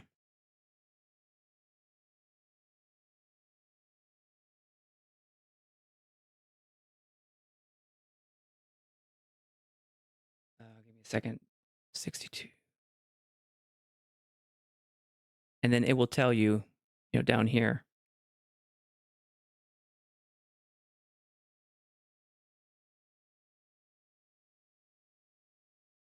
that this stamped document was issued by the Grand Cayman Islands Registry for Star Atlas Foundation on 9 September 2022. The type of stamped document is the Memorandum of Association. Easy peasy. Very easy to do. Okay. And one last thing, you do a regulated entity search within CIMA, which is the regulatory agency that issues certificates and designates people active. And here's where you would search the entities that are within our DAO. So Leeward Management, WNL Limited, Walker's Global. Okay, so I searched Leeward Management. Just input here, hit submit, and then you'll see the reference number. You'll see Leeward Management, and this is the company that Glenn Kennedy runs, and it's registered as a company manager type, and it's active as of 2020. So there you have it. If you want to search the entities, all the stuff within the Star Atlas Foundation, and verify their authenticity, that's how you do it. You do it in the general registry, right? You put in the name, you'll see information. You do it within the document search within the registry.gov.ky to verify that that document was stamped properly. And then you search CIMA to verify someone's certificate, their active certificate. And there you go. All done. Look at that. Part 62, done and dusted. 4 hours later. Gosh darn it. And so we now add 62 to the list of our Foundation Company miniseries. Started with SANDDAO 34 with the DAO birth. That was a look into TSB DAO origin, Sandbox DAO origin. Then we went to episode 56, which was part 1 of our Foundation Company miniseries. We read the Cayman Island Law. Then SANDDAO 57, which is part 2, was a review of U.S. DAOs and case laws with the U.S. practicing attorney. And then episode 59, which is part 3, was a discussion with Cayman Island lawyers from Walker's Global. Then SANDDAO 60 was part 4, and that was a reading of the Sandbox DAO documents, which is what we just did. Like last week, a couple weeks ago. And then episode 62, which is part 5, and you're listening to that right now, and that's a reading of Star Atlas's DAO documents. You can tell the difference. The big thing I'm trying to figure out is why isn't there a founder? Although it looks like the founder's role, which is like a superpower role, is given to the director for Star Atlas. So the founder in Sandbox DAO is basically the director in the Star Atlas DAO, and whereas in the Sandbox you have a director and you have a founder, and they have different powers. But the Star Atlas DAO combines them. It looks like, so that's really fascinating. And Siggy asks, after everything you've seen from Star Atlas, what are you most excited about? I'm excited about the scale. It reminds me a lot of PlanetSide 2, and I gave 13 years of my life to PlanetSide 2. I've co-founded a kind of like an NFL ESPN where we organized hundreds of players a week and like over 70 tournaments, and it's still going on, by the way. That organization, I retired from it some years ago, but we organized over 1,000 players to break a Guinness World Record, a record we held for 10 years until it was broken a couple months ago by other side and from the ApeCoin DAO.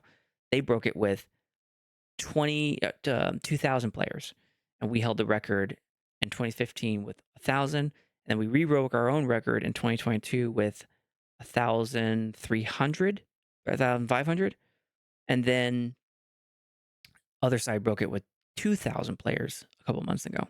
So yeah, Galileo Sports. I've been talking with Solace about it a little bit, but yeah, I co-founded that organization, and we had about 135 volunteers organizing tournament matches and then broadcasting them on Twitch, like you would see NFL, like the color commentator, the play-by-play commentator.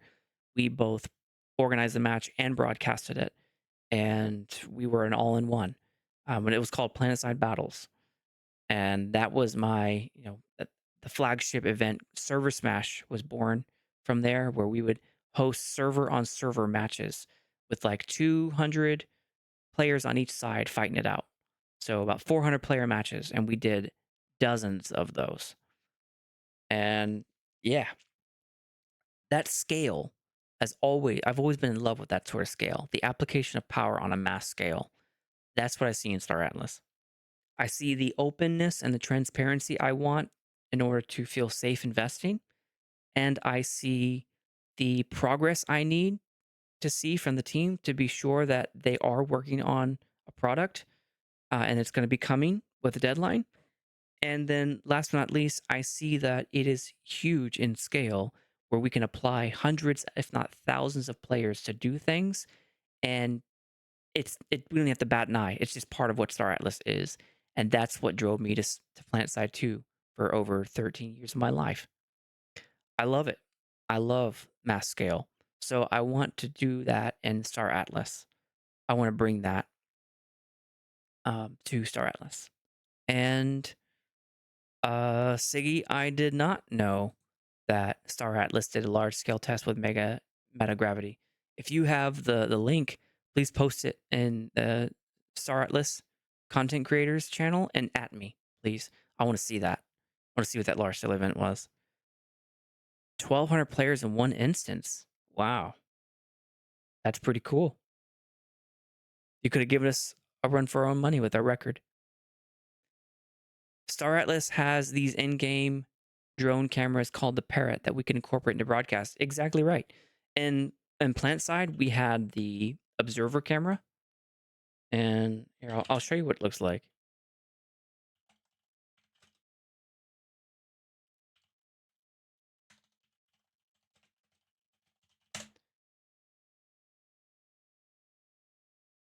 Okay. Of entry, that's the here we go. This is going to bring back memories. a cap on a 3. All right. So here is the world record match from 2015, PlanetSide Battles. We organized this match. I organized a third of the faction, so I brought about 300 players to the match. Then we were organized by like regions, so like North America, Europe, Asia, that sort of thing. But here is a little bit of that. And this is the observer camera, and someone following players around as they shoot people. 3-point base, perhaps. We might see some fighting at the biolab. There goes the alert. There we go. We're live. Good luck. And we're beginning at the Czech Tech plant, so the first number of forces of T are heading off. All of these galaxies are full because we have a 2-minute ruling where. So this is not a space game version. This is a planet version, and they're in basically air transports, and there are hundreds of players in those transports that they're about to drop on a point they want to capture. And PlanetSide operates on a point capturing system where you hold a point like Battlefield, and you turn it to your color. You hold it, and then it captures a territory. And the territory, like this right here, this is the map. There are many, many different territories you have to capture in order to win. So, but it's first-person shooter, so all of this is people fighting across an entire map, and they will zoom in. So there you go. So you can see people shooting each other and just fighting. So this observer camera is what reminds me of what you just said, Zamsor. More and more NC forces coming in now from the west. Oh, they got a Maxer on the point. Oh, it was so close. All the VS4. Ah, they're not going to get it now. It is a big save by. Maxes are like so heavily armored soldiers. It's a dangerous place to be, this capture point. And we have those PPA sites that are just absolutely. It was so close. It would have been a much easier cap without it. So you get the idea. And there's air units fighting, so those are just little ground people fighting. But there's air right there, air shooting each other. There are tanks shooting each other. There's now boats that can shoot each other. There's a lot. PlanetSide 2 has humongous scale and combined arms. So there's a ground transport vehicle. Get Sunder inside. Oh my gosh! And this game still goes on. It still goes. You can still play it. It's just the population has declined a lot because it's a really old game. But they're trying. Yeah. The tank battles are my favorite. I was a battle tank driver, kind of like an Abrams. I drove tanks all the time. And so you would have this enormous territory with so much ground to cover. And you can kind of see right there the vehicles going on. I want to get a really good tank battle going on, but I don't think we're gonna find one right now.